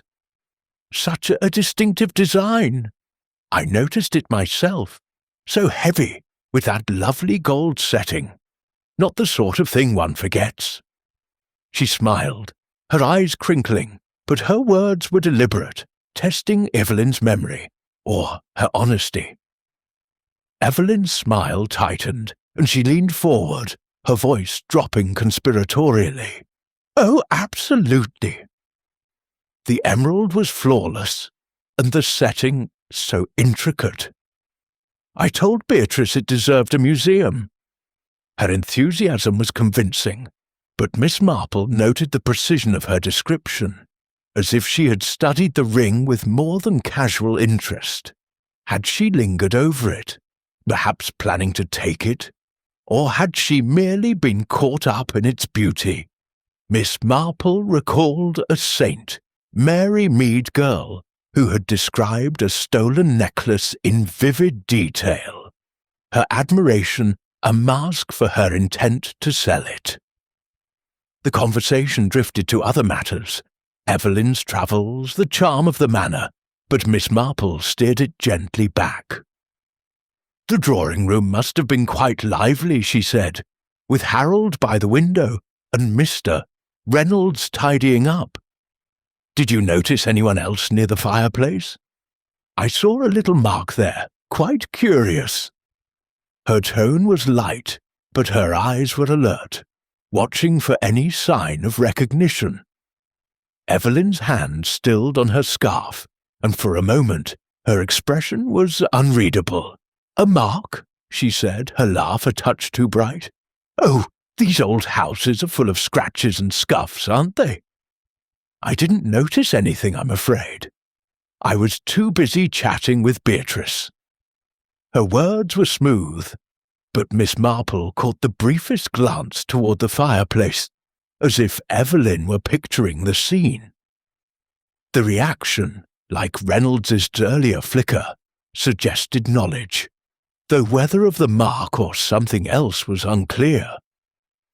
As Evelyn launched into another story, Miss Marple retreated to her chair, her handkerchief twisted thoughtfully in her hands.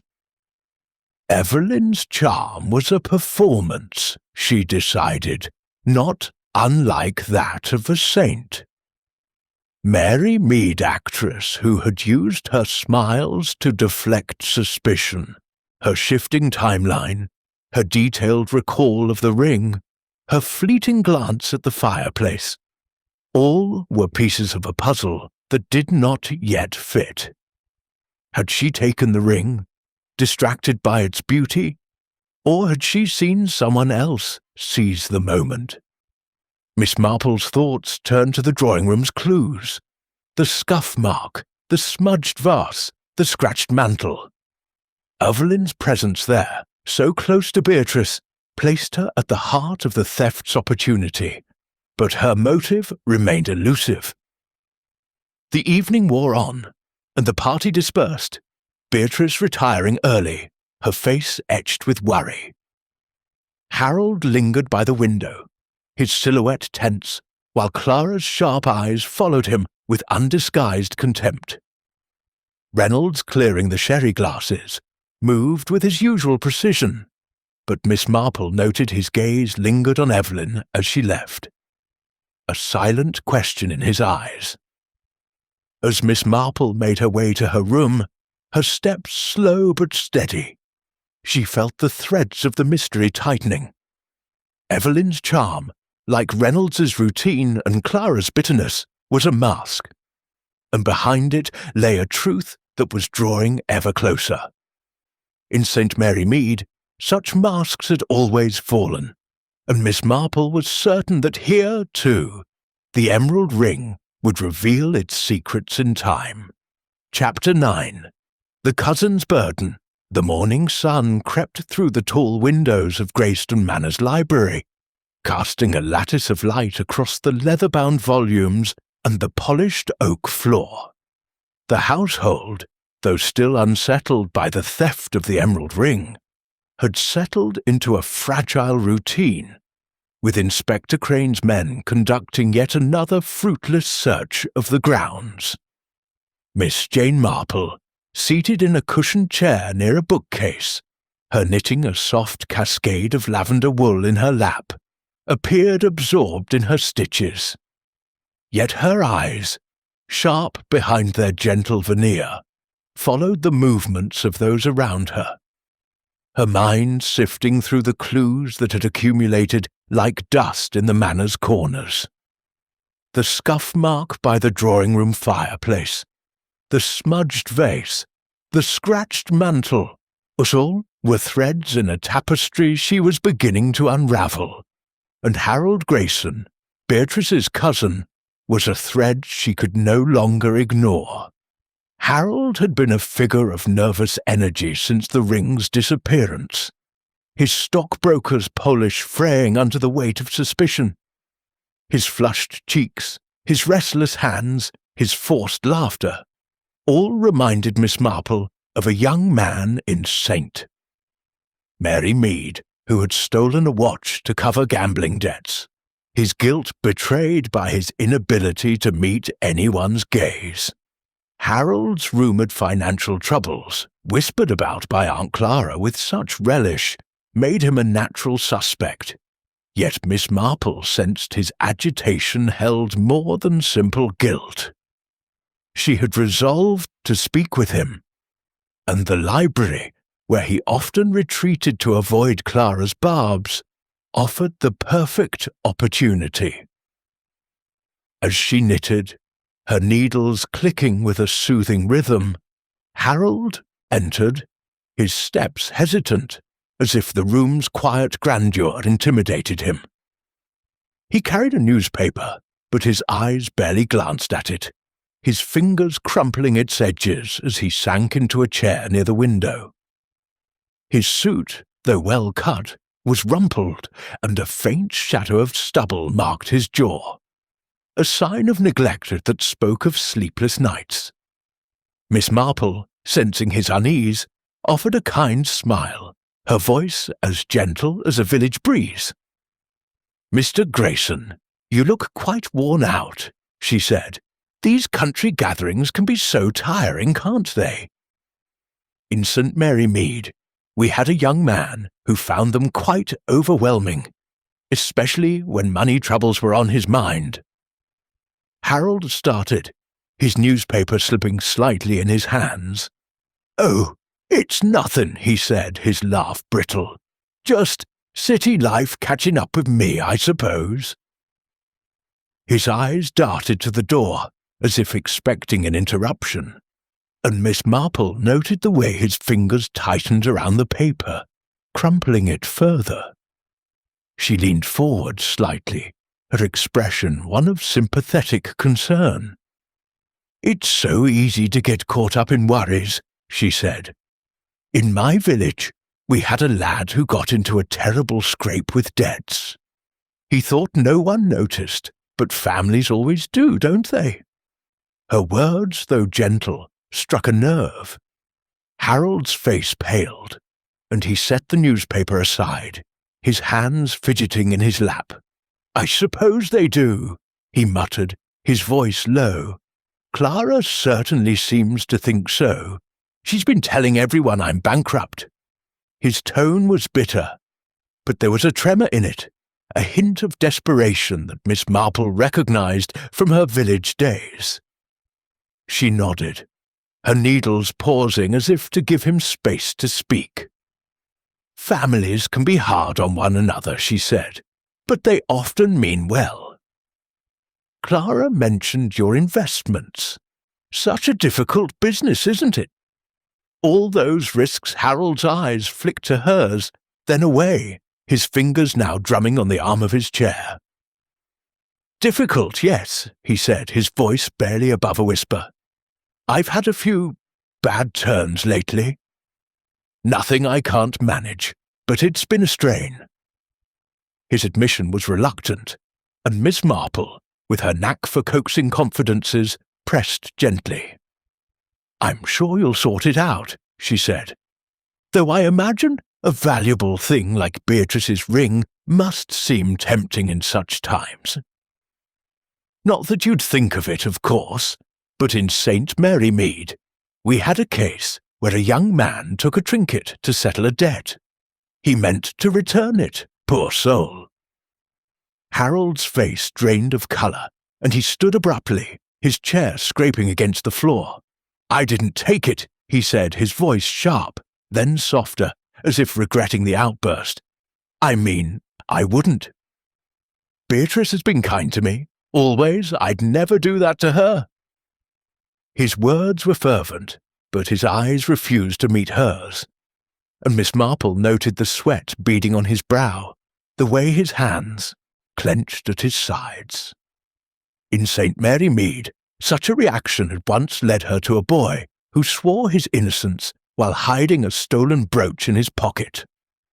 Harold's denial, she thought, was not entirely convincing. She smiled, her expression unchanged, and resumed her knitting.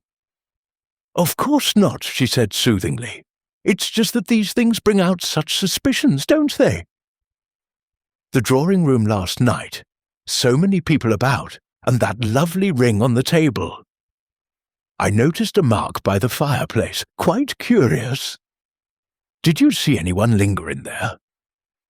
Her question was casual, but her eyes were keen, watching for any sign of recognition.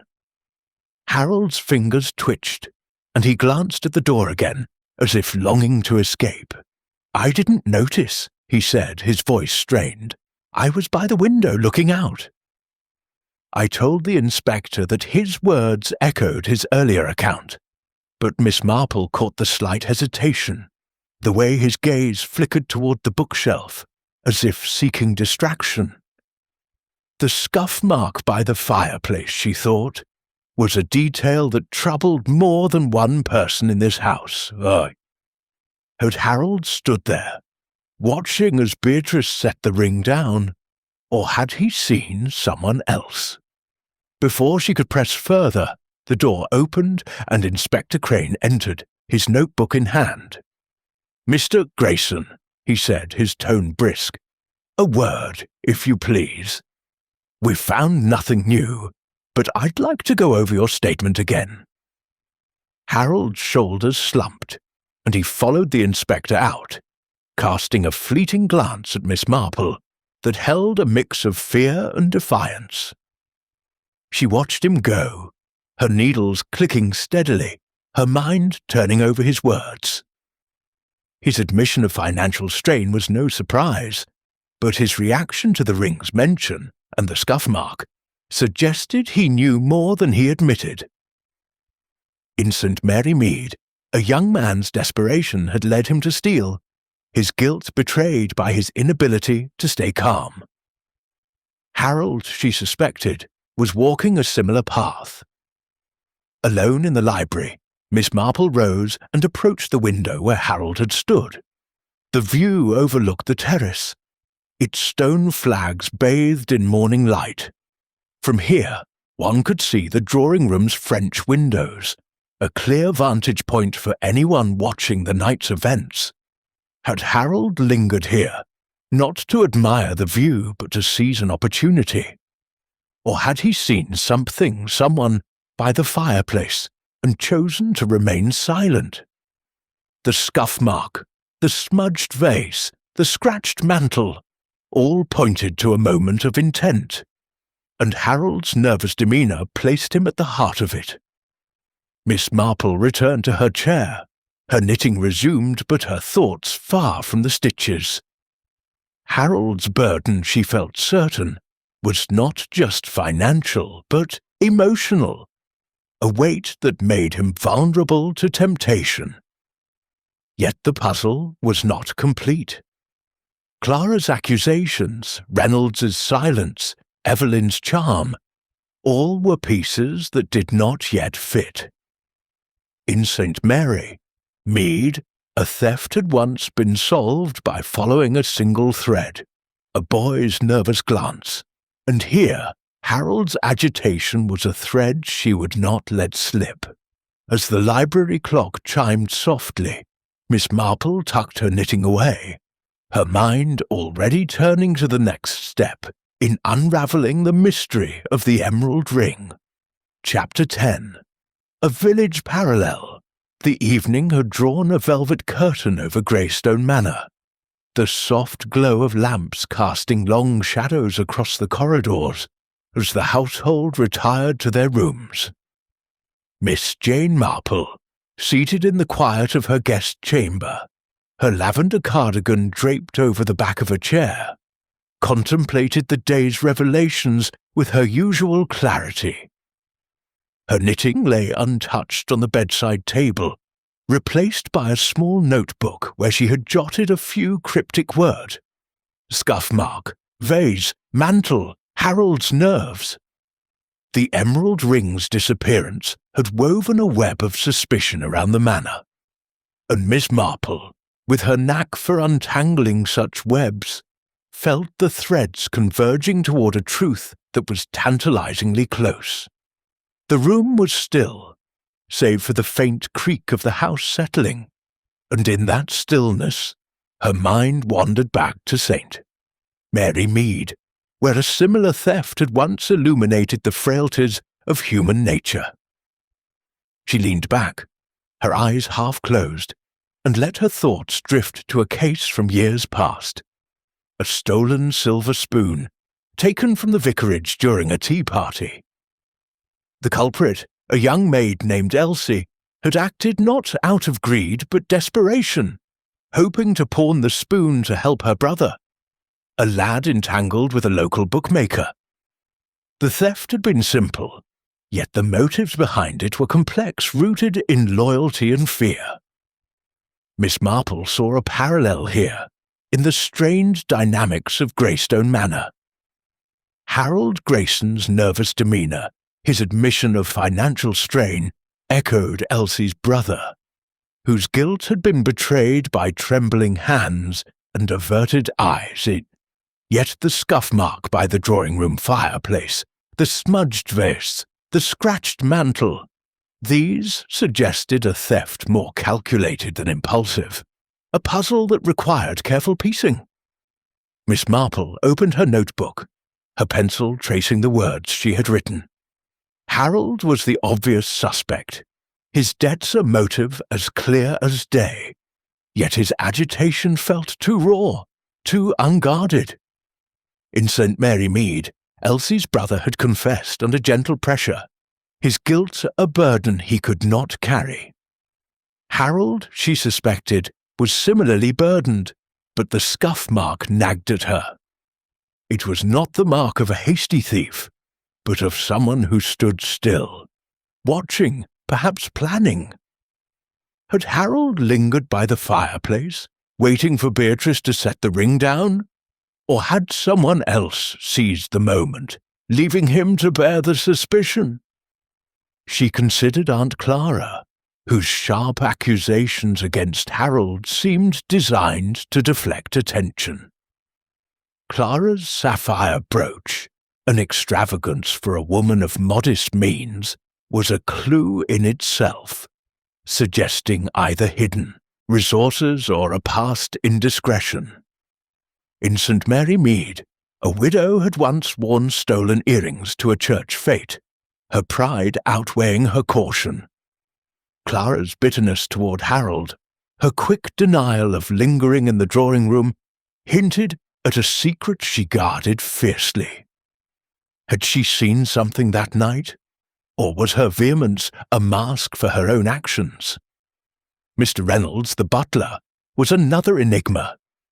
His impeccable routine, his fleeting glance at the fireplace during their conversation suggested he knew more than he admitted. In St. Mary Mead, a gardener's silence had once protected a young thief, his loyalty to the family outweighing his duty to the truth. Reynolds's devotion to Beatrice was evident, but Miss Marple wondered if it extended to shielding someone else. Harold, perhaps, or even Evelyn Carter, whose charm might have swayed a man less disciplined than he appeared. Evelyn, with her shifting timeline and vivid recall of the ring's details, was a puzzle of a different sort. Her theatrical flair reminded Miss Marple of a saint, Mary Mead actress who had used her charisma to distract from a theft. Evelyn's vague account of leaving Beatrice at 10 or 11 o'clock, her quick glance at the fireplace when questioned, suggested she had been close to the ring's final moments. Yet her motive was unclear, greed perhaps, or a desire to unsettle Beatrice's calm authority. Miss Marple's pencil paused over her notebook, circling the word vase. The smudge on its base, noticed in the drawing-room, was a small thing, but in her village a smudged teacup had once pointed to a thief's careless touch. She rose, moving to the window, where the moon cast a silver glow over the gardens. The terrace, visible below, offered a clear view of the drawing-room's French windows, a fact that had not escaped her. Had someone stood there, watching as Beatrice handled the ring? The scuff mark, however, was inside by the fireplace, suggesting an indoor presence. Miss Marple's mind turned to the sequence of events. Beatrice showing the ring to Evelyn, Harold by the window, Clara's sharp eyes, Reynolds tidying up. The ring, left briefly on the table, would have been an easy target, but the scuff mark implied deliberation, not haste. In St. Mary Mead, a similar mark had led her to a thief who waited for the perfect moment, their patience, their undoing. Miss Marple returned to her chair, her notebook open before her. The parallel with the saint. Mary Mead theft was striking, but not exact. Elsie's brother had acted out of necessity, his theft a desperate bid to save himself. Here, the motive felt murkier, tangled in the complex relationships of the manor. Harold's debts were a clear spur, but Clara's resentment, Reynolds's silence, and Evelyn's charm, each added layers to the mystery. The scuff mark, she decided, was the key, a silent witness to the thief's presence. Had Harold stood there, watching as Beatrice set the ring down, or had someone else used his obvious desperation to cast suspicion on him? She jotted another word in her notebook, motive, and underlined it. In St. Mary Mead, motives were often simple: greed, fear, love. Here they were layered, each suspect hiding their true intentions behind a facade of civility. Harold's burden was financial, but also emotional. His reliance on Beatrice's kindness a source of shame. Clara's bitterness suggested envy, perhaps of Beatrice's wealth or status. Reynolds's loyalty might conceal a deeper allegiance, while Evelyn's vivacity could mask a calculating mind.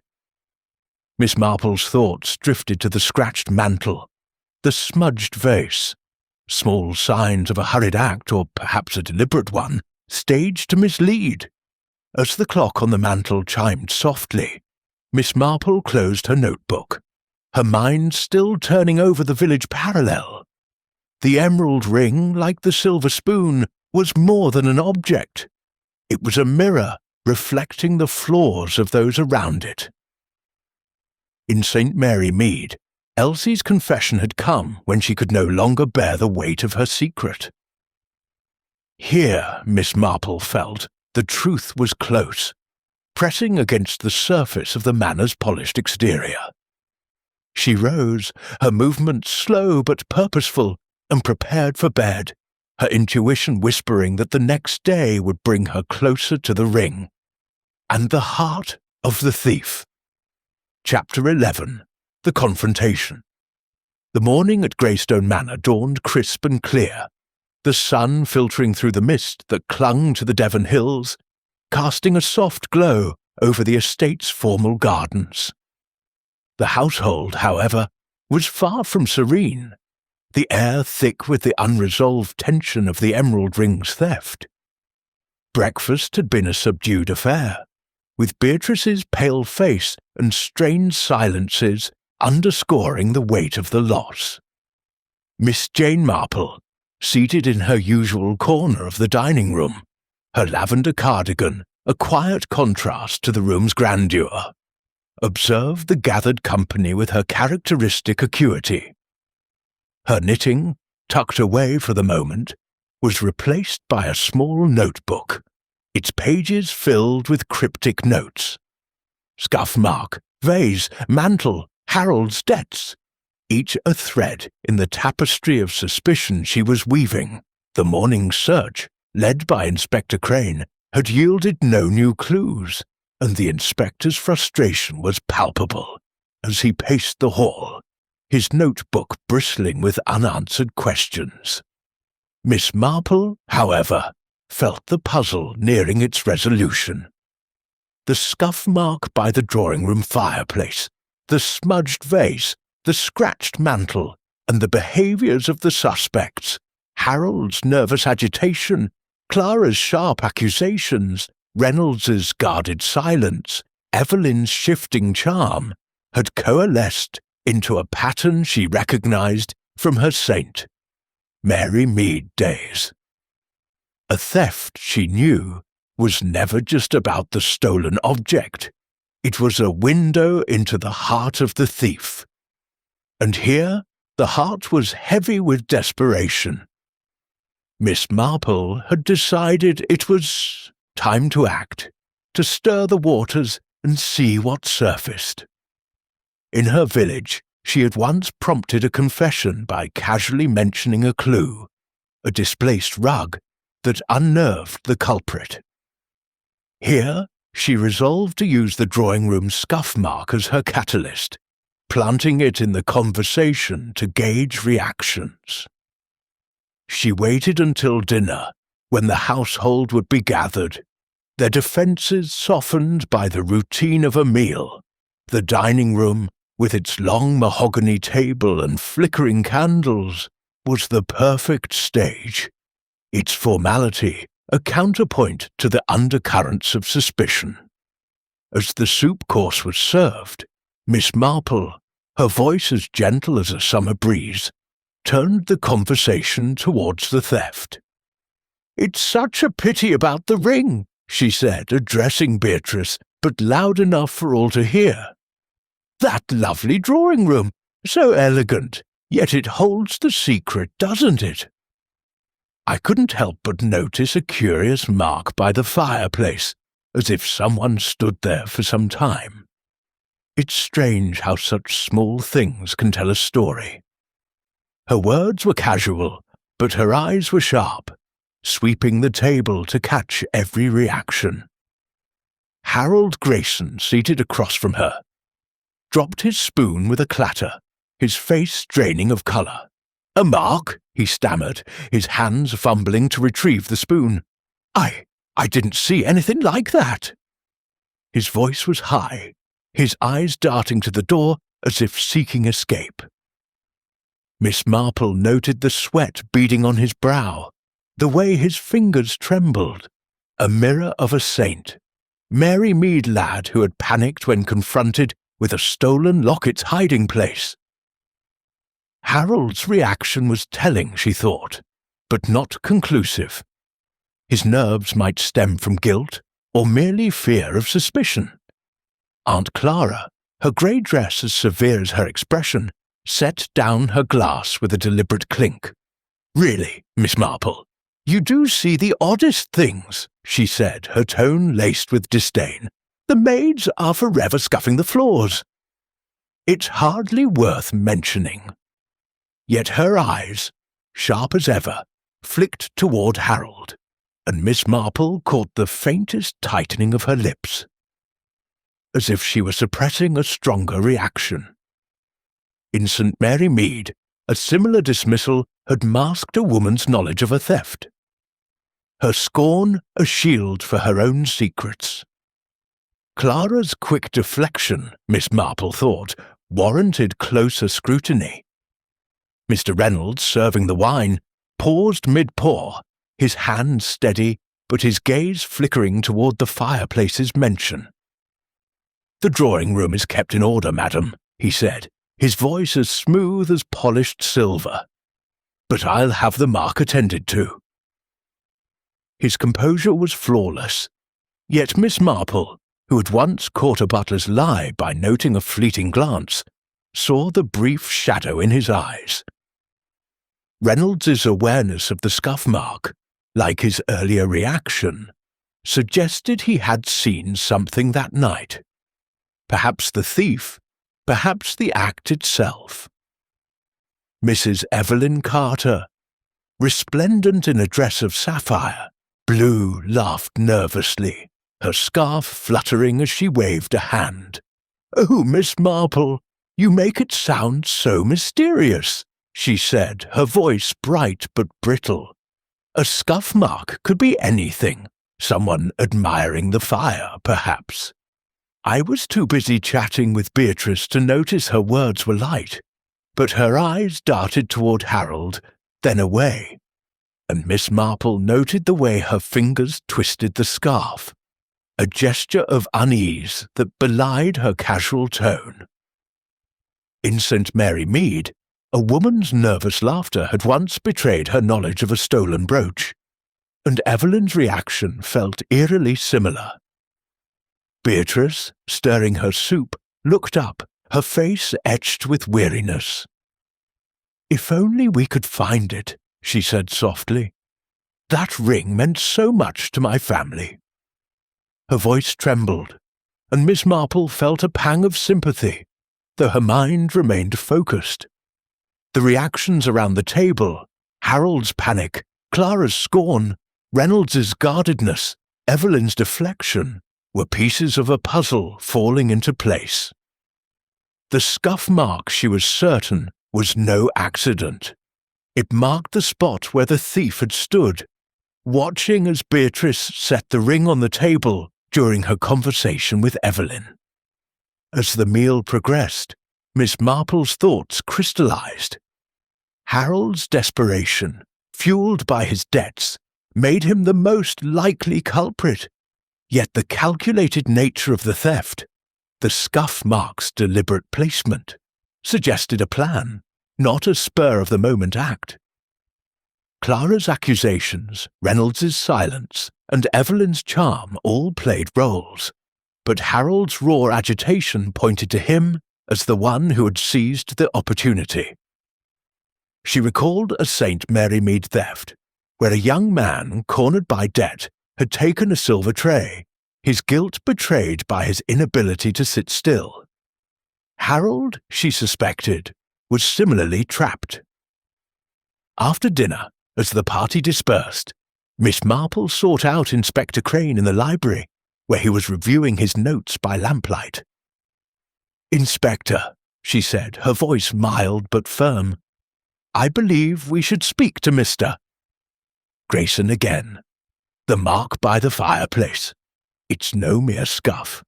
Someone stood there, watching, and I think Harold knows more than he said." She outlined her theory. Harold, pressed by financial ruin, had lingered in the drawing room, watching as Beatrice showed the ring to Evelyn. When the ring was left on the table, he had taken it, his desperation outweighing his loyalty to his cousin. The scuff mark, she suggested, placed him near the fireplace, a vantage point to observe the room unnoticed. Crane, his brow furrowed, listened with reluctant interest. "It's a theory, Miss Marple," he said, "but we've no proof." The search turned up nothing, and Grayson's story hasn't changed. Yet her quiet conviction swayed him, and he agreed to question Harold again, summoning him to the library with a brisk nod. Miss Marple, standing by the window, her handkerchief twisted in her hands, felt the familiar thrill of a mystery nearing its end. The confrontation, she knew, would either unravel the truth or tighten the web of deception, and she was ready to see which it would be. Chapter 12. The Resolution. The air in Greystone Manor's library was thick with anticipation. As the evening deepened, the lamplight casting a warm but unyielding glow over the leather-bound books and polished oak. Inspector Crane stood by the desk, his notebook open, his broad frame tense with the weight of a case that had eluded him. Miss Jane Marple, seated in her usual corner, her lavender cardigan draped over her shoulders, appeared absorbed in a small piece of knitting she had brought downstairs, her needles clicking softly. Yet her eyes, sharp behind their gentle facade, missed nothing, and her mind was poised like a cat at a mouse-hole, ready for the truth to emerge. The emerald ring's theft had drawn the household into a web of suspicion, and Miss Marple, with her saint, Mary Mead instinct for human frailties, knew the moment of reckoning was at hand. Inspector Crane had summoned Harold Grayson to the library, acting on Miss Marple's suggestion that the cousin's nervous demeanour and financial troubles pointed to his guilt. Harold entered, his face pale, his suit rumpled as if he had slept in it. His hands twitched at his sides, and his eyes darted to Miss Marple, then to Crane, as if seeking an escape that did not exist. "You wanted to see me, Inspector," he said, his voice high and unsteady, like a wire stretched too taut. Crane, His tone measured but firm, wasted no time. "Mr. Grayson, we've been over your story several times, but it doesn't add up. You were in the drawing room when Lady Beatrice showed the ring to Mrs. Carter. You lingered by the window, or so you say, but Miss Marple here noticed a mark by the fireplace, suggesting someone stood there, watching. Care to explain?" His eyes bored into Harold, who seemed to shrink under the scrutiny. Harold's face flushed, then paled, his fingers clenching into fists. "I told you I was by the window," he stammered. "I didn't see any mark. I didn't take the ring." His voice cracked, and Miss Marple, her needles pausing, noted the desperation in his tone, so like that of a saint. Mary Mead lad who had stolen a watch to pay a gambling debt. She leaned forward slightly, her voice gentle but piercing. "Mr.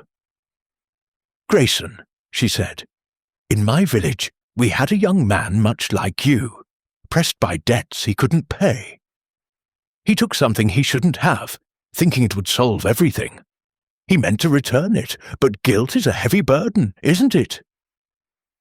Harold's eyes widened, and for a moment he seemed on the verge of flight. Then his shoulders slumped, and he sank into a chair, his head in his hands. "I didn't mean to," he whispered, his voice barely audible. I took it, the ring. I was in the drawing room, and Beatrice left it on the table when she went to fetch. Her shawl. I thought I could pawn it, just for a little while, to settle a debt. There's a man in London. He's been threatening me." His words tumbled out, raw and halting, and Miss Marple felt a pang of pity, though her expression remained serene. Crane's eyes narrowed, his pencil poised. "Where is it now, Grayson?" he demanded. Harold swallowed, his hands trembling. "In my room," he said, "in my suitcase, hidden in a sock. I was going to return it, I swear. I just needed time." His voice broke, and tears glistened in his eyes, a confession born of exhaustion and shame. Crane dispatched a constable to retrieve the ring, and within minutes the emerald gleamed once more in the lamplight, its green depths untouched by the drama it had caused. Beatrice, summoned to the library, clutched it to her chest, her relief tempered by a quiet sorrow as she looked at Harold. "Why, Harold?" she asked softly. "You could have come to me." Harold shook his head, unable to meet her gaze, his guilt a palpable weight. Miss Marple, her knitting resumed, observed the reactions of the others, who had gathered at Crane's insistence. Aunt Clara, her grey dress as rigid as her posture, let out a sharp huff. "I knew it," she said, her voice dripping with vindication. "I told you he couldn't be trusted." Yet Miss Marple noted the faintest tremor in her hands, as if her triumph was not as complete as she wished. In St. Mary Mead, a woman's loud accusations had once masked her own complicity, and Clara's vehemence, though justified, felt like a shield. Mr. Reynolds, standing by the door, his face as impassive as ever, betrayed no emotion. But Miss Marple caught the slight relaxation in his shoulders, as if a burden had been lifted. His silence during the investigation, his fleeting glances at the fireplace, suggested he had suspected Harold, but chosen to protect Beatrice from the truth. In St. Mary Mead, a butler's loyalty had once led him to conceal a theft, and Reynolds, she thought, had played a similar role, watching but not speaking. Mrs. Evelyn Carter, her sapphire dress shimmering in the lamplight, gasped theatrically, her hand flying to her chest. "Oh, Harold, how could you?" she exclaimed, her eyes wide with shock. Yet Miss Marple, ever alert, noted the quick glance Evelyn cast toward the fireplace, as if relieved the scuff mark's mystery had been resolved. Her shifting timeline, her vivid recall of the ring, had been distractions perhaps, but not evidence of guilt. In St. Mary Mead, a woman's theatrics had once served to keep suspicion at bay, and Evelyn's charm, Miss Marple decided, had been just that. A performance to mask her unease. As Crane prepared to take Harold into custody, Miss Marple rose, her knitting tucked away. "Inspector," she said softly, "Mr. Grayson is guilty, but he is also a victim of his own desperation. In my village, we found that kindness sometimes mends what punishment cannot." Her words were gentle, a plea for mercy, and Beatrice, still clutching the ring, nodded slowly. "I'll speak to the lawyers," she said. "Perhaps there's a way to settle this quietly." Harold, tears streaming down his face, murmured his thanks, his shame a heavier sentence than any court could impose. The household dispersed, the tension breaking like a wave receding from the shore. Miss Marple, making her way to her room, felt no triumph, only a quiet sadness for the frailties that had led to such a betrayal. The scuff mark, she knew, had been Harold's, left as he stood by the fireplace, watching for his moment. The smudged vase, the scratched mantle, small signs of his hurried act, unnoticed by all but her. In St. Mary Mead, a theft had once ended with a family reconciled, and here, she hoped, Beatrice's forgiveness might mend the rift. As she reached her door, Miss Marple paused, her thoughts turning to the ring's true cost. "Greed, fear, or love," she murmured to herself, echoing a truth she had learned long ago. "It's always one of the three." The emerald ring, restored to its owner, gleamed once more, but its brilliance was dimmed by the trust it had broken.